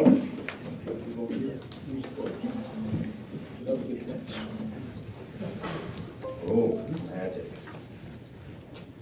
Come on. Patience. There. All right, I'm gonna take this off. Thanks, everybody. It's slightly complicated because we're the Lee Sustainability Committee here presenting, but we're presenting a report from the Regional Compost Working Group, which are these folks. This was a fairly unusual gathering of the two towns, Lee and Durham, and the two schools, Oyster River and UNH. We had two folks from each. From Lee, it was Chuck and I from the Sustainability Committee. From Durham, it was a couple folks from Integrated Waste Management Advisory Committee, a student and a professor from UNH, from the Sustainability Institute, and the Sustainability Coordinator from Oyster River. And she had a student as well, not in the picture. So these are all the things we thought going in that turned out to be wrong or not important. I'm going to try to speed through the slides because this meeting is going long. So, no, municipal composting is not the best way to deal with food waste. It's one way out of a myriad of ways. There's a hierarchy of ways. NHDES just actually finished their new regulations, which is a whole other can of worms, but the old regulations weren't really the problem. Businesses do create plenty of food waste, but they pretty much pay for their own waste to be hauled away, and if we started processing it, it would cost the town money, so we pretty much want to stay away from that until we're making money from the waste. We thought we might be able to combine a big program, but they're actually, the entities are pretty different, where, you know, the schools are basically big cafeterias and restaurants, and we're residences here, and we have transfer station centered program versus Durham's curbside. So it didn't really mesh together very well, at least obviously. And we also thought we'd be capturing the methane, which is what happens when the food waste rots in a landfill. But all of our food waste already goes to turnkey landfill where they capture the methane and send it back to UNH over the Ecoline pipeline. So those are all the things we got wrong. Oh, I think that let Chuck go from here. Yeah. Yeah, well, I guess, let's see, we probably want to, okay, food waste, why divert food waste?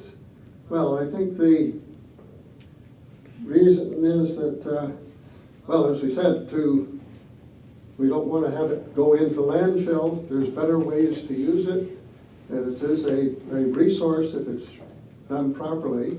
I think and I think as a sustainability committee, we're looking at, and I think the whole group was looking at maintaining the best for the environment, and if we can recycle these materials back onto the land, and we'll get onto some of these things a little later. Chuck, you're giving away the plot. This is just us coming up with a plan. Right, yeah, we're coming up with that. Yeah, Plan of- compost regulations, yeah, I think we've found there were some, and I think there's some misconceptions on that, but it sounds like it's not prohibitive to do the composting. And in the organizations, we do handle them differently, and I think Lee is doing a fairly good job, and we'll get later on to some of the conditions that we are using and the best way to deal with that. And in other communities, well, we've got a book that is here. Oh yeah, I forgot to show that. We thought we'd be using this book. Yeah, small scale community composting, which is, the library has a copy of it, and I have a copy or two around otherwise, but I think it shows the different problems and solutions to composting. And then we're understanding what's happening there, and then we wanted to make recommendations from what we had. Keep going, Chuck, I'm just gonna hit the arrow for you, if I can see it in the dark here. Oh, have I done? Okay. No. Okay, Pretty much me just there. again, so we had, the composting is just one part of food waste hierarchy. In fact, it's on the lower edge of things. Like we've got to We'll get to that next slide. get that coming up. And composting regulations, we've certainly heard different things that UNH was not composting a lot of their things because it had, from the kitchens, because it had animal waste, and that got into other regulations, and I think we found that is not really a barrier. And the organic, the haulers for these, for the organic materials for composting is cost effective as landfilling. We're talking about Mr. Fox. Right, Yeah. and address businesses, and education, big part is to educate the increased public participation in these projects. Too dark for me here. All right, there you go. Yeah, this is the, hard to read all that, but basically, you start at the top, and you want to use all the food that you can, don't overproduce. There's always going to be some waste, and if it doesn't go to the primary use, it should go down, not composting directly, but it should be reused for, well, some food wastes are not real waste, but they can be reprocessed or whatnot into other products. I know a number of the chefs, I think, are being very creative in using the whole animal when they're cooking, and using sort of substandard, what might not be top priorities, that they can use those in soups and other things so that they don't have as much waste coming out. Then if that goes beyond that, it's better to run it through other animals rather than composting. And this again, I think with the backyard farming, or with our backyard farming, if people have chickens or even your house pets and whatnot, better way to run things through that. And the recovery, yeah, if you can. Oyster River was doing food waste biodigestion. Biodigesting, you can get some energy from that. I know that hasn't been done in some large scales, and actually big dairies have come with methane digesters. But that's probably not practical for our scale here. And then composting it is there, and then disposal is the last thing that you want to do, putting it in a landfill. Because the composting gets it back onto the land, recycling nutrients and. Oh, yeah. Okay, so that was sort of our guiding principle. Okay, so this is what things look like in Lee, just to know how much we're talking about here. And this is maybe slightly old data, but we about 1,000 tons a year in the landfill bin. 40% of that is food. Durham actually opened up a bunch of bags and got 63%, but we said back of the envelope 40%. So we're talking about $33,000 that we're spending throwing away food waste annually.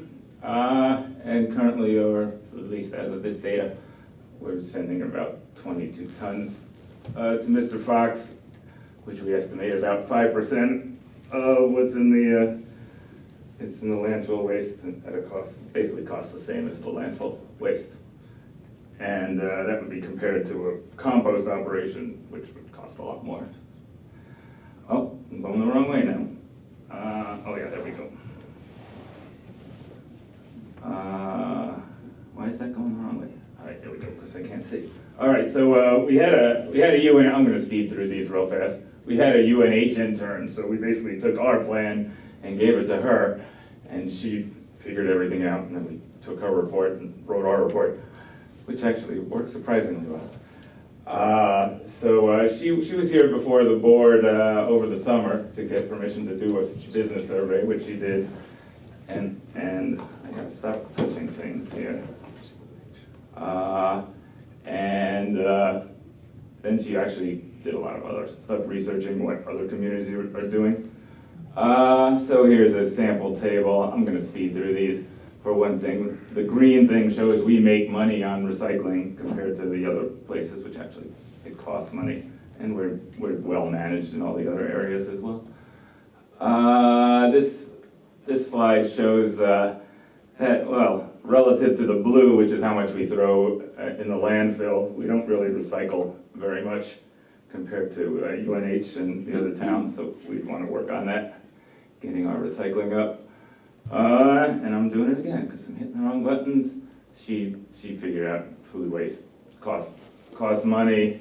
It makes sense in Massachusetts and Vermont because they have food bans, so they get a lot of food waste from businesses because the businesses have to find a way to get it done. But we probably want to avoid it. And Chloe figured out these are the organic waste hauling vendors. We use Mr. Fox, but we should explore these other ones.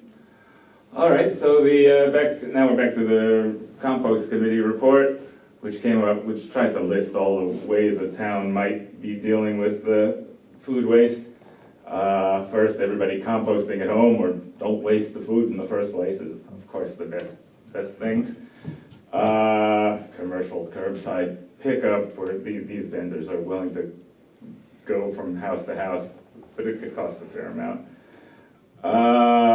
Some towns tried just putting compost bins around and composting in place around town, which is sort of mixed results.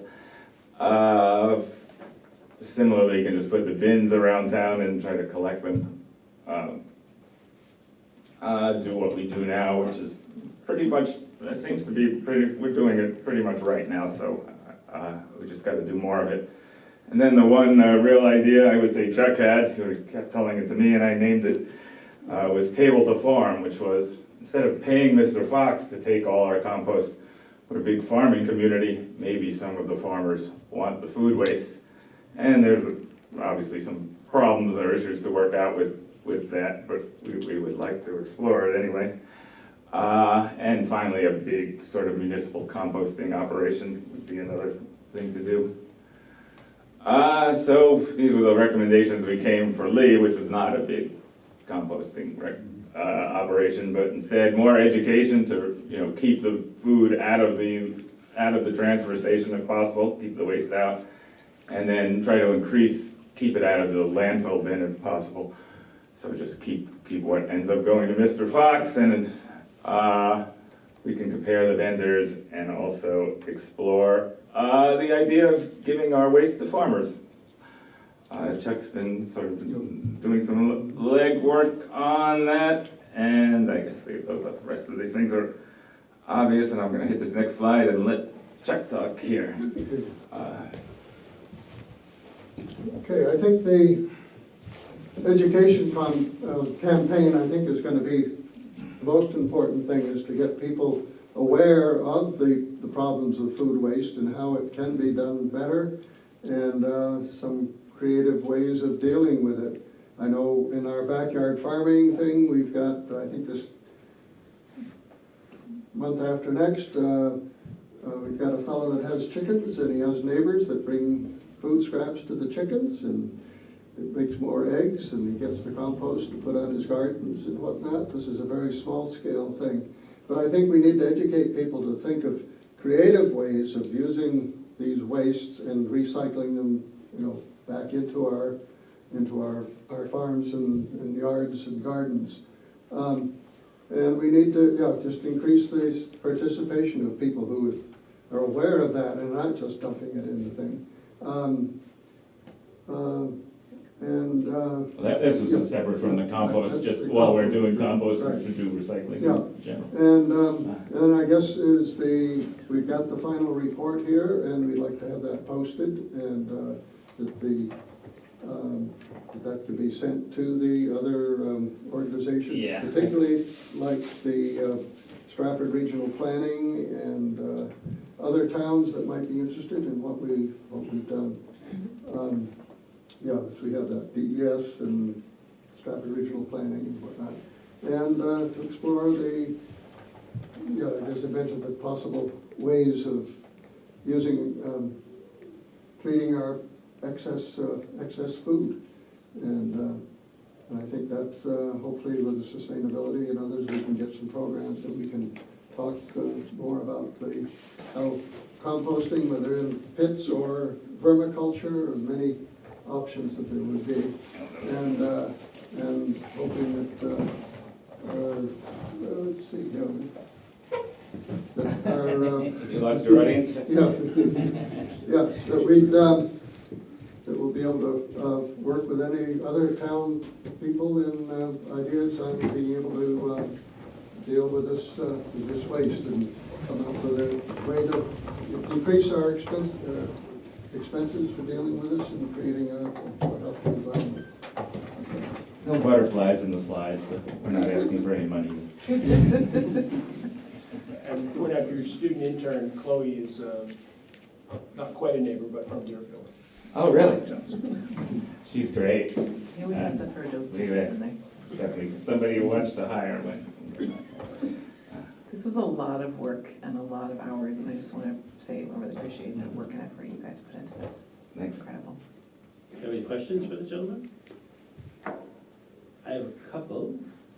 One of the things, and maybe I misheard it, so sending stuff to Mr. Fox is the same as putting it in the landfill in terms of cost?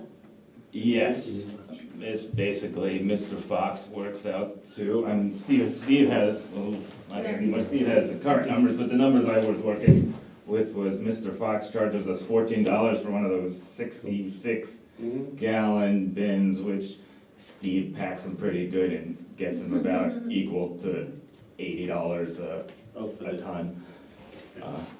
Okay. The other question, and I don't know which one of you mentioned it, but the whole table to farm, what are the issues, the highlights in terms of the issues that you would have to overcome to make that particular thing possible? I think it's... Any list here, Chuck? If you want to answer, go ahead. Yeah, Here's my list. okay. Well, we need to have interested participants, and I think that's an educational thing, both for the farmers and the homeowners. And I think the one thing that was mentioned there, that Massachusetts and California. Vermont? Vermont, and a couple of states have said you cannot landfill food waste. You must compost. And I think may be coming down the road, and I think we should be ahead of the curve on that and working so that we're not doing that. I don't think that's ever happened. Yeah, certainly contamination, people have the food waste, whether they throw in plastic or, who knows what goes in that. And so that's an educational thing too, that people have to know what. To work it out with the farmers. Yeah, I think this book, Community Scale Composting, I think covers a good number of those things. Liability, I'm not sure what that is. I guess it depends what your relationship is with them. If you're working with not a town organization, but just people within town, their relationship with their neighbor or their farmer and whatnot, I don't know what the... Well, they always have to be concerned with liability, so they're Yeah. on the list. Yeah, and I think just I think we have to see if how many people can be interested in that, and I think encouraging people to use livestock feed, so the stuff, we have nothing that comes from our place into the landfill here. It's all through the chickens or the dogs or into the compost that we've got anyway, bedding for the manure or mulching. And I'll also say that we are doing some composting here around town with our yard waste. And I think it could be worked in, and I think this is where it's working. This is, when you are composting food waste, you need some higher organic matter material, which we've got, the leaves and that type of thing. And so I think it's a matter of putting the ducks in a row and figuring out how we can solve it and make better compost. And there are problems of, well, if it's composted right, you don't have odor. If it's just a pile, you can get pretty rank, but in proper composting. And it's... Well, the idea is to get it to the farmers and have it be right.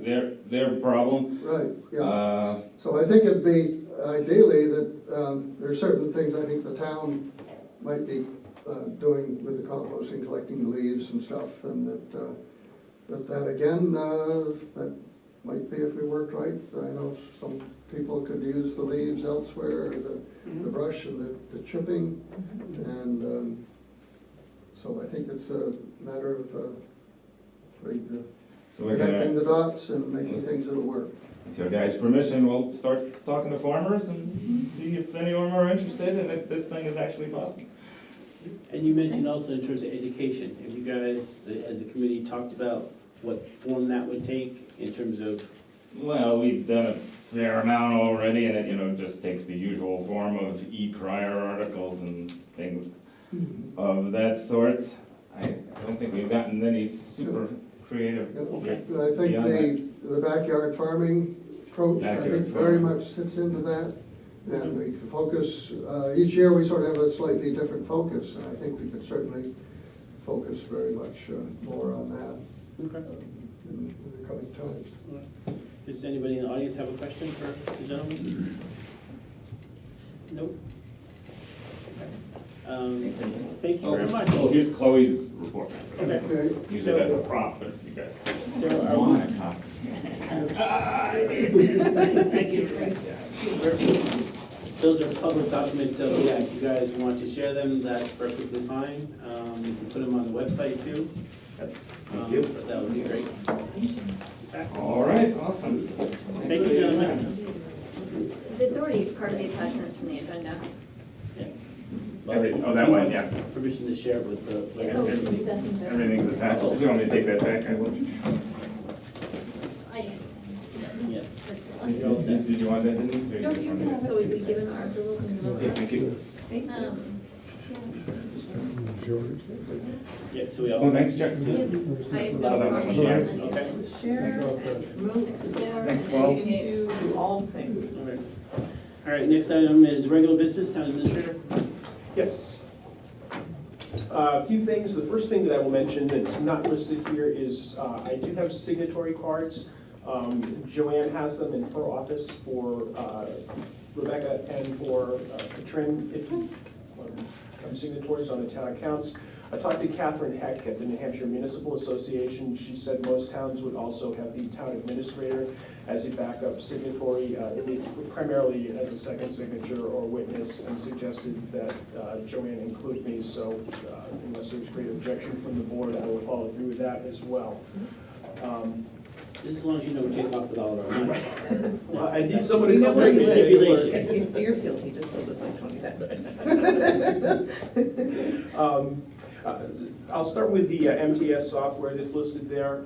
MTS is a division of MRI. They are distinct from MRI, but they have a financial software that is specific to New Hampshire and specific to New Hampshire municipalities. A number of communities are using right now. They came into the demo for financial folks, Denise and I. A couple of things that were really eye-opening and desirable to me were the budgeting process. The entire platform is a window-based platform, so unlike Tyler, where you actually almost have to need to know how to write code to get into it to do some things, this is window-based, very intuitional, very easy to search. The budget program uses New Hampshire DRA forms as well as customizable spreadsheets. You can easily give access.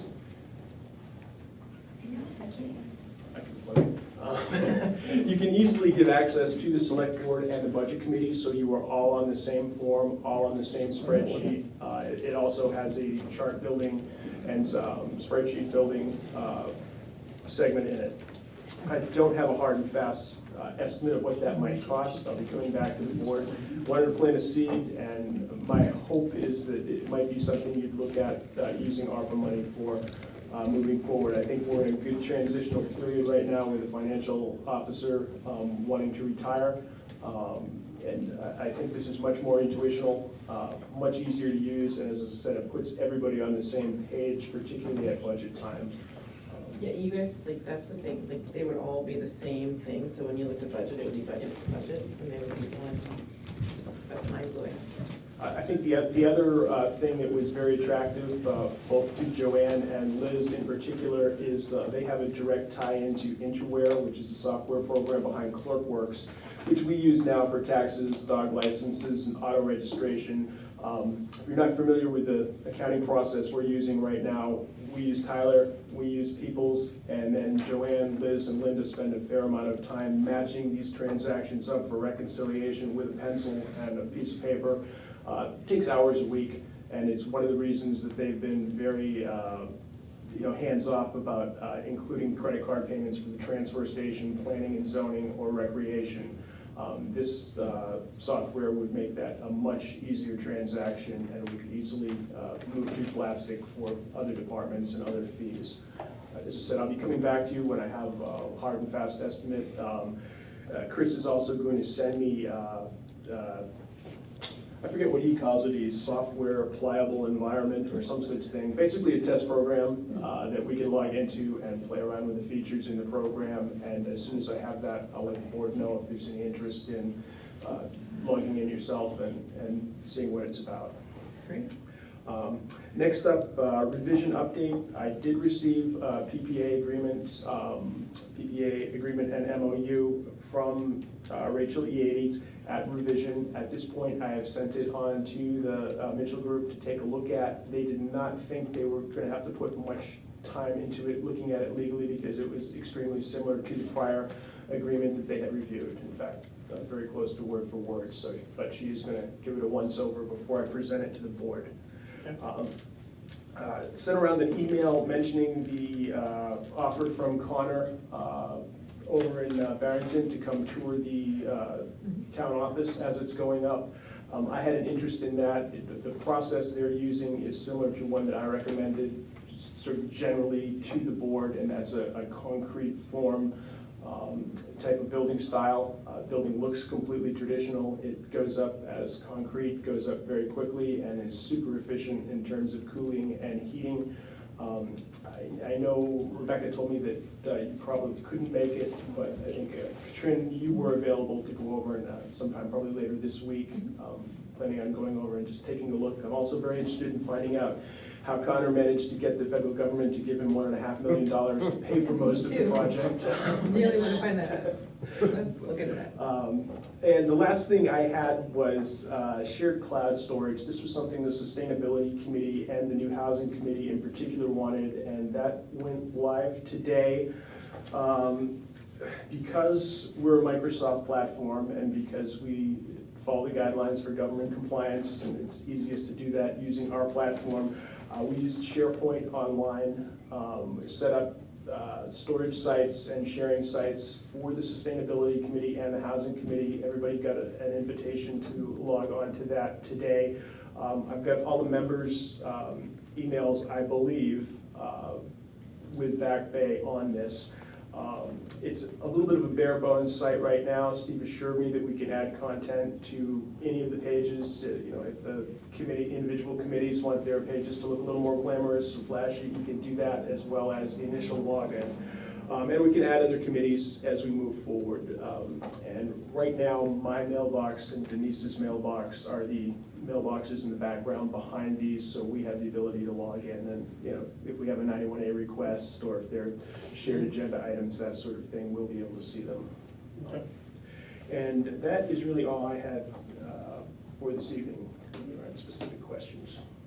Can I make a specific request? Can you invite our representatives that usually come sometime during the year?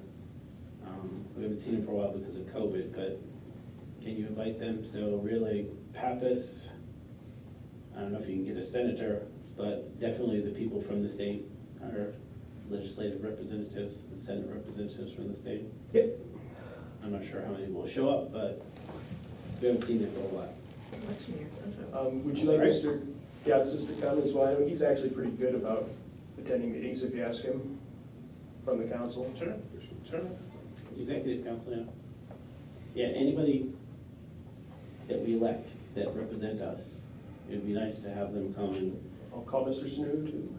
Well, I don't think he'll come, but you can invite anybody you want, but just definitely the legislative people. So if we have things you want to talk to them about specifically, but also to have them hear what our particular concerns are, especially now with this whole redistricting thing where we're losing representatives and now we're in with a larger group, so our voice is going to be. Did you see that got turned down? They had the less invasive map was approved. Yes, not today.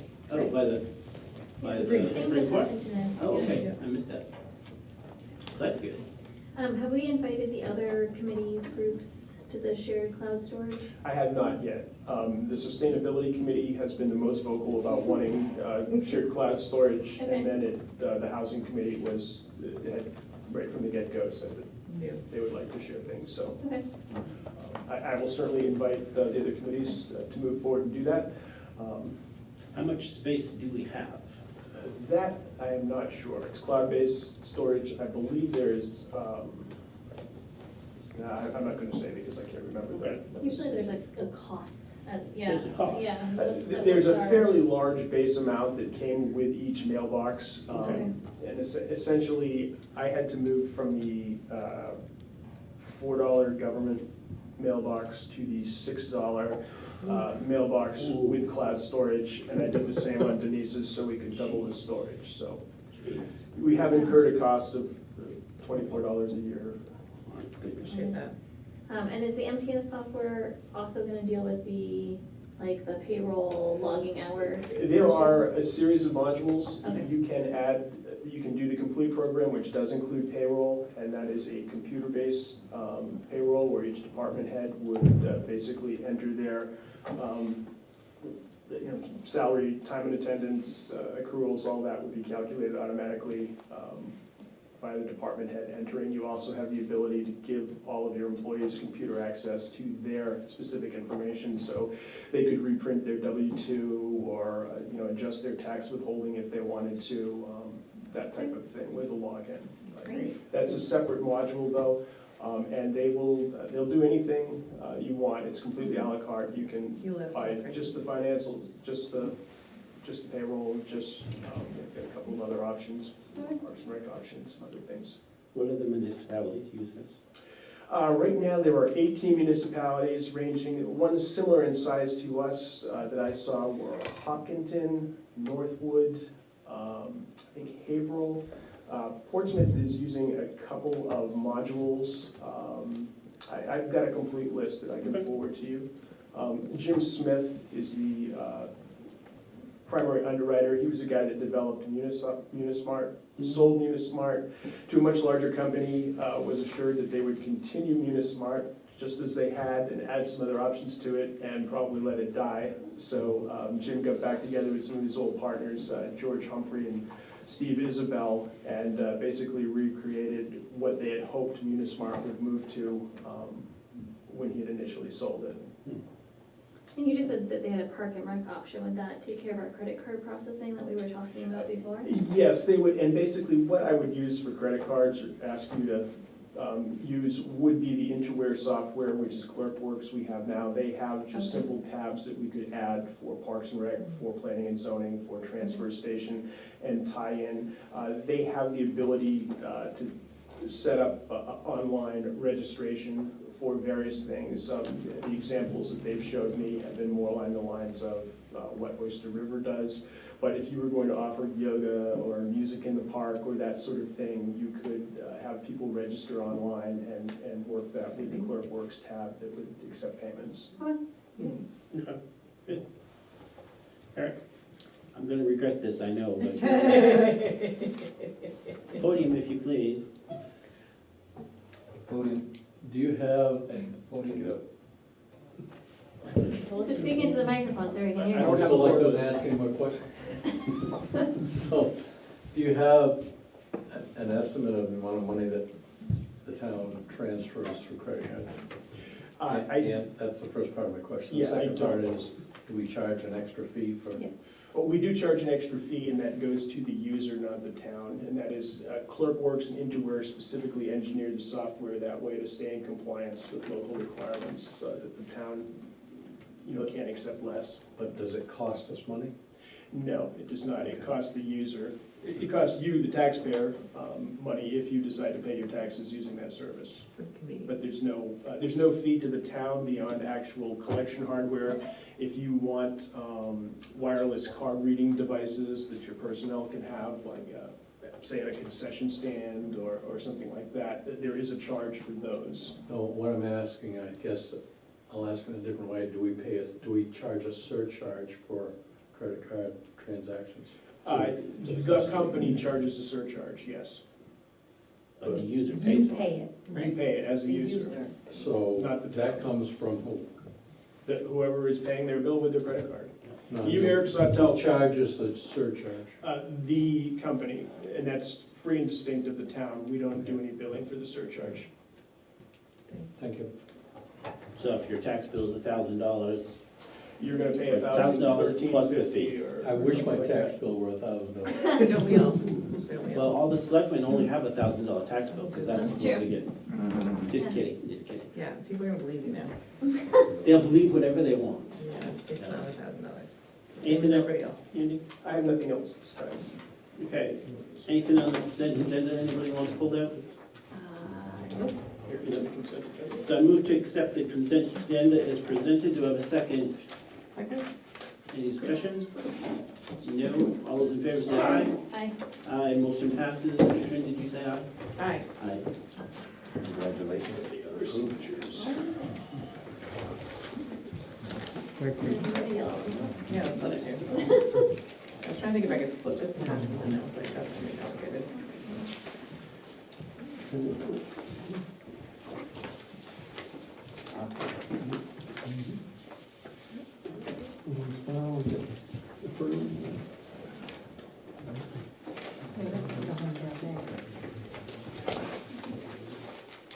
Go home and eat dinner. Do you have another meeting?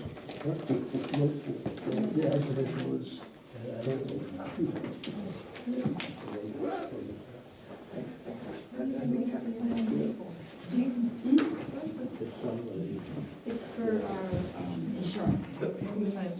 Oh, I'm sorry, it's right above where that other person signed. Oh. And it could only be one signature in the chair. Thank you. We enjoyed your presentation as well. Yeah, that's not a good work. They'll figure it out. Nate, good to see you. Yeah. I'll just, see what I can do. Looks like some pretty We got a exciting place stuff. right now. But I still gonna do it.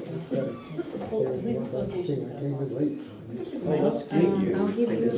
We can have less You space. got handouts for it. Yeah, you can share it with everybody. Go ahead, one more thing for you. Good job, Eric. Hold on. Sorry, if I deal with all these things. Share it with the I'll family. get it to you. Yeah, we'll do that. Say hello, everybody. You like that? That's a butterfly theme going on. We have a butterfly collection in the, where's it, next down there. Case. This is yours. Oh, my goodness. Yeah, it's not, Did you inherit that with the house? no, it's for leading school. that you Give wanted it to- to them, and then they fold it over. Oh, I'd like to get in and take a Yeah. picture. That's what I think, they were all set. I'll mention it to Sarah That's next just time. those together. It's right in the, No, if they weren't together. And that's for Scott to sign. I That's think. where you have to stand. Handful. Great. And what is this for? This is insurance. Good to see you. Helps Hey, everybody. That's all I get? Yep. Jeez. You got the information? Thank you. Sure. That's all I ever put in the consent agenda. It's all like.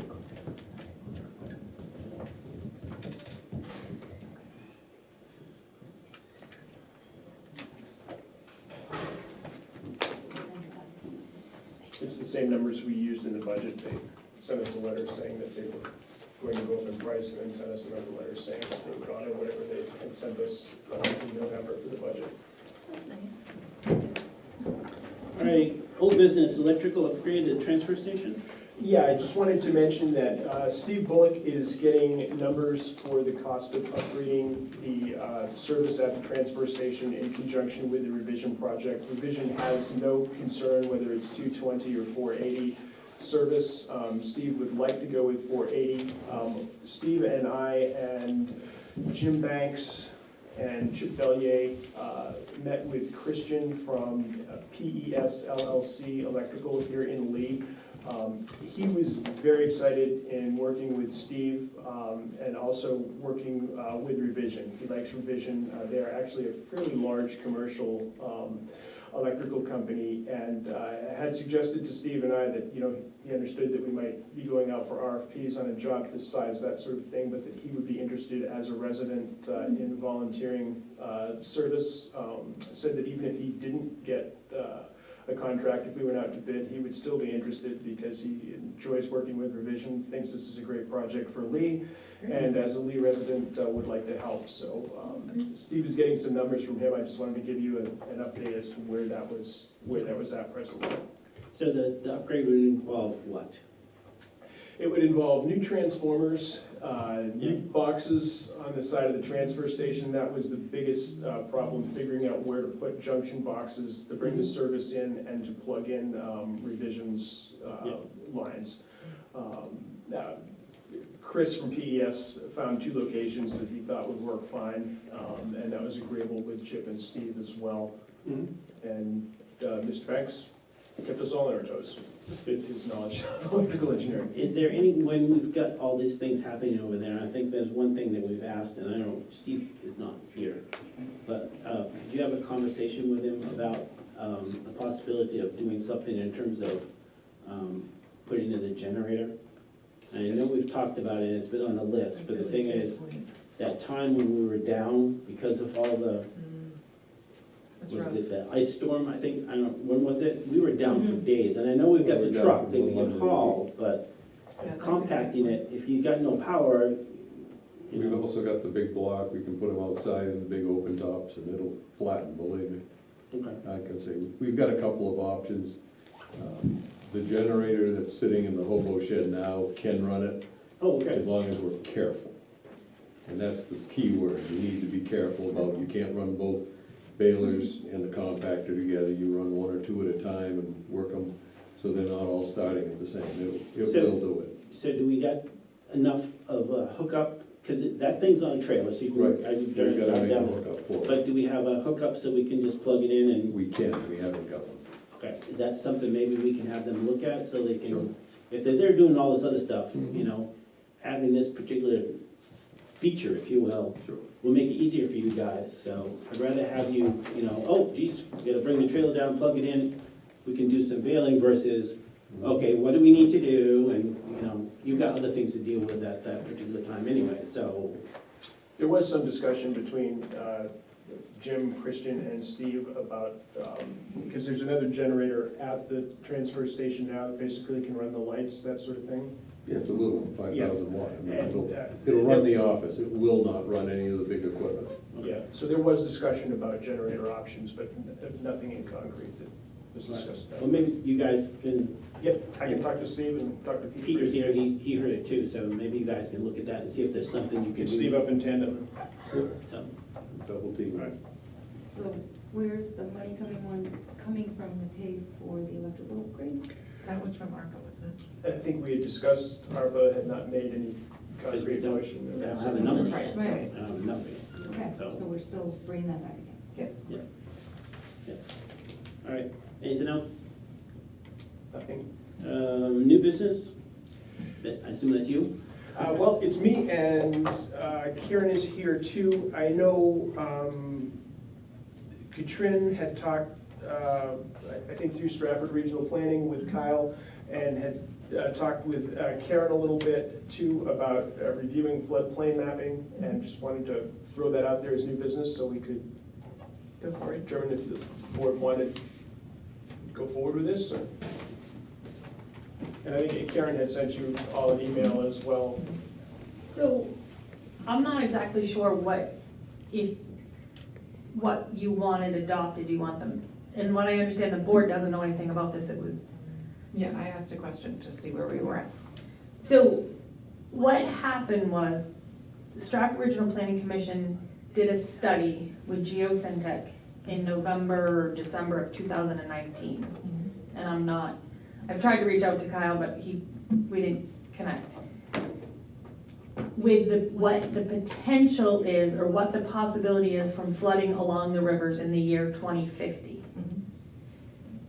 And it's my understanding that you want to adopt those maps, and correct me if I'm wrong, instead of the current FEMA maps, am I correct? Right, no, so I asked I was talking to them about those maps, and they said it would be great to have a conversation around that and to talk about there's different layers of what we can do with that information. And so I was just asking, what are these maps? What do they do? So the email I saw was, how do we adopt these? Right, how would we go forward moving on adopting, and they had different layers. So you're saying, you know, we could do as little as just saying, when you build new buildings, you do this or whatever. And I know that when they come to talk to us, we had said, well, we don't want to do anything because that's just land grant or something like that. And so then we asked them, there's some point where we asked them to do all of our rivers, and so we have more mapping done in Lee than any other town. Correct. So they just wanted to know what we were planning to do. So what happened was he did that presentation when it was too late to make a zoning ordinance for 2019. And then the board said, well, we'll get back to you, and asked him to do one more thing, and then COVID hit. Yep. So picking up the ball again. Right, and what Kyle wanted to do was he wanted to rewrite our zoning ordinance to reflect his maps. Okay. So we haven't gotten that far because the planning board is in the process of rewriting the site review regulations, and they're hopefully winding down. The issue that I have is we have to pay to have that done. I don't have that money in my budget. Okay. And the maps where I have, so what I read out of the email was, how do we adopt these maps? So. Yeah, it was a question, like, not, because I think we have to do it right now, it was a question of where are we at, what are we doing? What's the plan? What do we? Okay, that's not what was, okay, that was not, that's okay. So, and I also think too, you have to think about, if we're going to adopt an ordinance going to further restrict development on people's property for what could happen, you're gonna drive up the cost of land in this town. And we just started a housing committee to make properties more affordable. So on one hand, you're gonna drive up the cost of properties, and on the other hand, you want housing to be more affordable. I think it Over depends what on how you could look at it. happen. Right, it depends on how you look at it, but when I was discussing the maps with them, it was looking at what they actually have for statistics for showing what are flood zones changing, and especially with the increases of, drought and flood, and as the sea level changes. So I think, yes, it is hypothetical at this point, but it is also, there's a lot of science behind it. So I just want to find out, there's very, like he said, there's very different tiers of what we can do. It can be as simple as, going forward, let's make sure that the new, and there's a lot of words. I was asking questions because I don't know this stuff. That's why I wanted to know, what would we have to do? What are they asking? But they were talking about, I'm trying to remember the term, boards, and there's certain, distances that you could just have when the house is built, certain just changes in how that's done for new housing. There could be things you could do if you're renovating old housing. There's a lot of different layers. Like you can go all the way and be like, this is now floodplain and you have to, whatever. That's very different. And so that's why I thought at least opening the conversation up again, because it seems like we just sort of didn't, it didn't happen. Right. So let's have that conversation. Well, we've had several conversations, coming back to 2015. Okay. So you're saying that those maps are better than FEMA's maps? Because currently we Yes. reference FEMA's maps, okay. Yes, I do think that FEMA's maps are very much behind, and that's normal because that's a big thing. We have asked, and a lot of money was put into making maps for us to understand.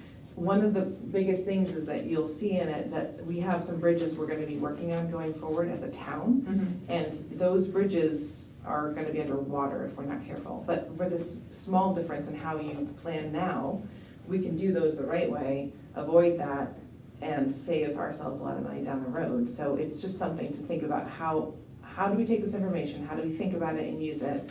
And then what, do we need to change any rules, should we not? Should we let people know? I mean, it's something that I'm... Oh, if we change the rules, that every property owner will get a certified letter and invited to the meeting. Right, exactly, right. So I think it's just that it was a ball that got dropped and I was just trying to pick it up, and I people come to me and they bring up things and I was just trying to say, what do we need to do to look into this? What's the next step? Yeah, my apologies, that was not how I read the email. I was like, we want to adopt these maps, and I'm like, whoa, we need to back up. Yeah, no, I just meant what do we have to do? What is the thing that they're asking? So what does the board want? Well, you said that you guys asked Kyle to do something, and then COVID hit and didn't happen. What did you ask? So Kyle originally reached out to the town in 2015, and then he wanted some support, because as everybody knows, Stratford Regional Planning Commission works on funding and grants and things like that. So 2015, he wanted to do a study on the and I'm going by memory, on the Lamprey River. So he asked the town to support that study. So the town did, they sent him a letter of support, he did the study, and then he came back and he did the presentation. The town's like, well, that'd be great.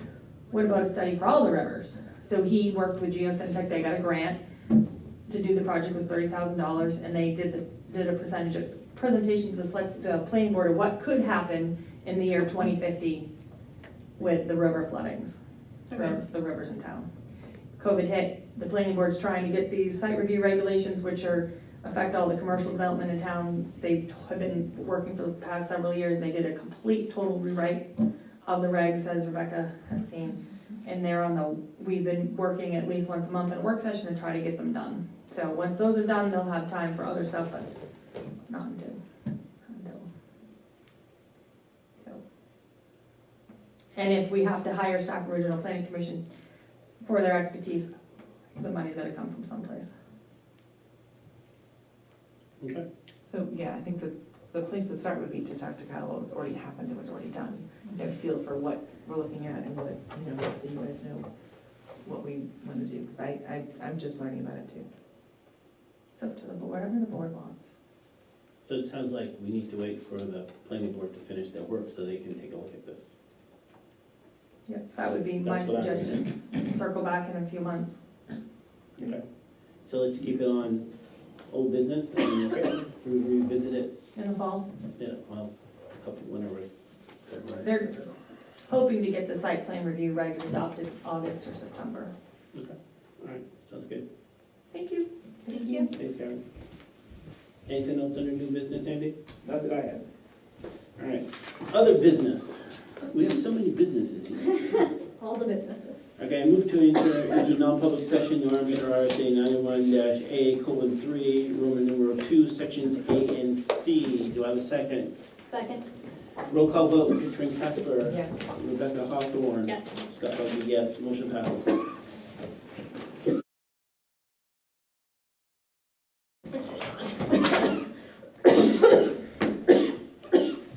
All right, I move to seal the minutes for the non-public session. Do I have a second? Second? Any discussion? No. Sorry. All those in favor say aye. Aye. Aye, motion, oh, wait a minute, I did do roll call, sorry. Katrin Casper? Yes. Rebecca Hawthorne? Yes. Scott Bugby, yes, motion passes. Also, I move to increase the police chief's salary to $90,000 effective the next pay period. Do I have a second? Second? Any discussion? All those in favor that are not coughing, say aye. Aye. Aye, motion passes. I need some assistance for the town administrator. You had Alan Bodett, who you were going to move from $14.96 to $17, I believe. Mhm. And you also had employee Larry Riola, who you were going to move from $15.93 to $19, I All believe. right. So moved. How about that? That was a cheap way to get out of it. Do I have a second? Second. Any discussion? No, all those in favor say aye. Aye. All those not in favor say nothing else, whatever. Motion passes. I'm tired, sorry. I'm tired. All right, anything else? I motion to adjourn the meeting. Do I have a second?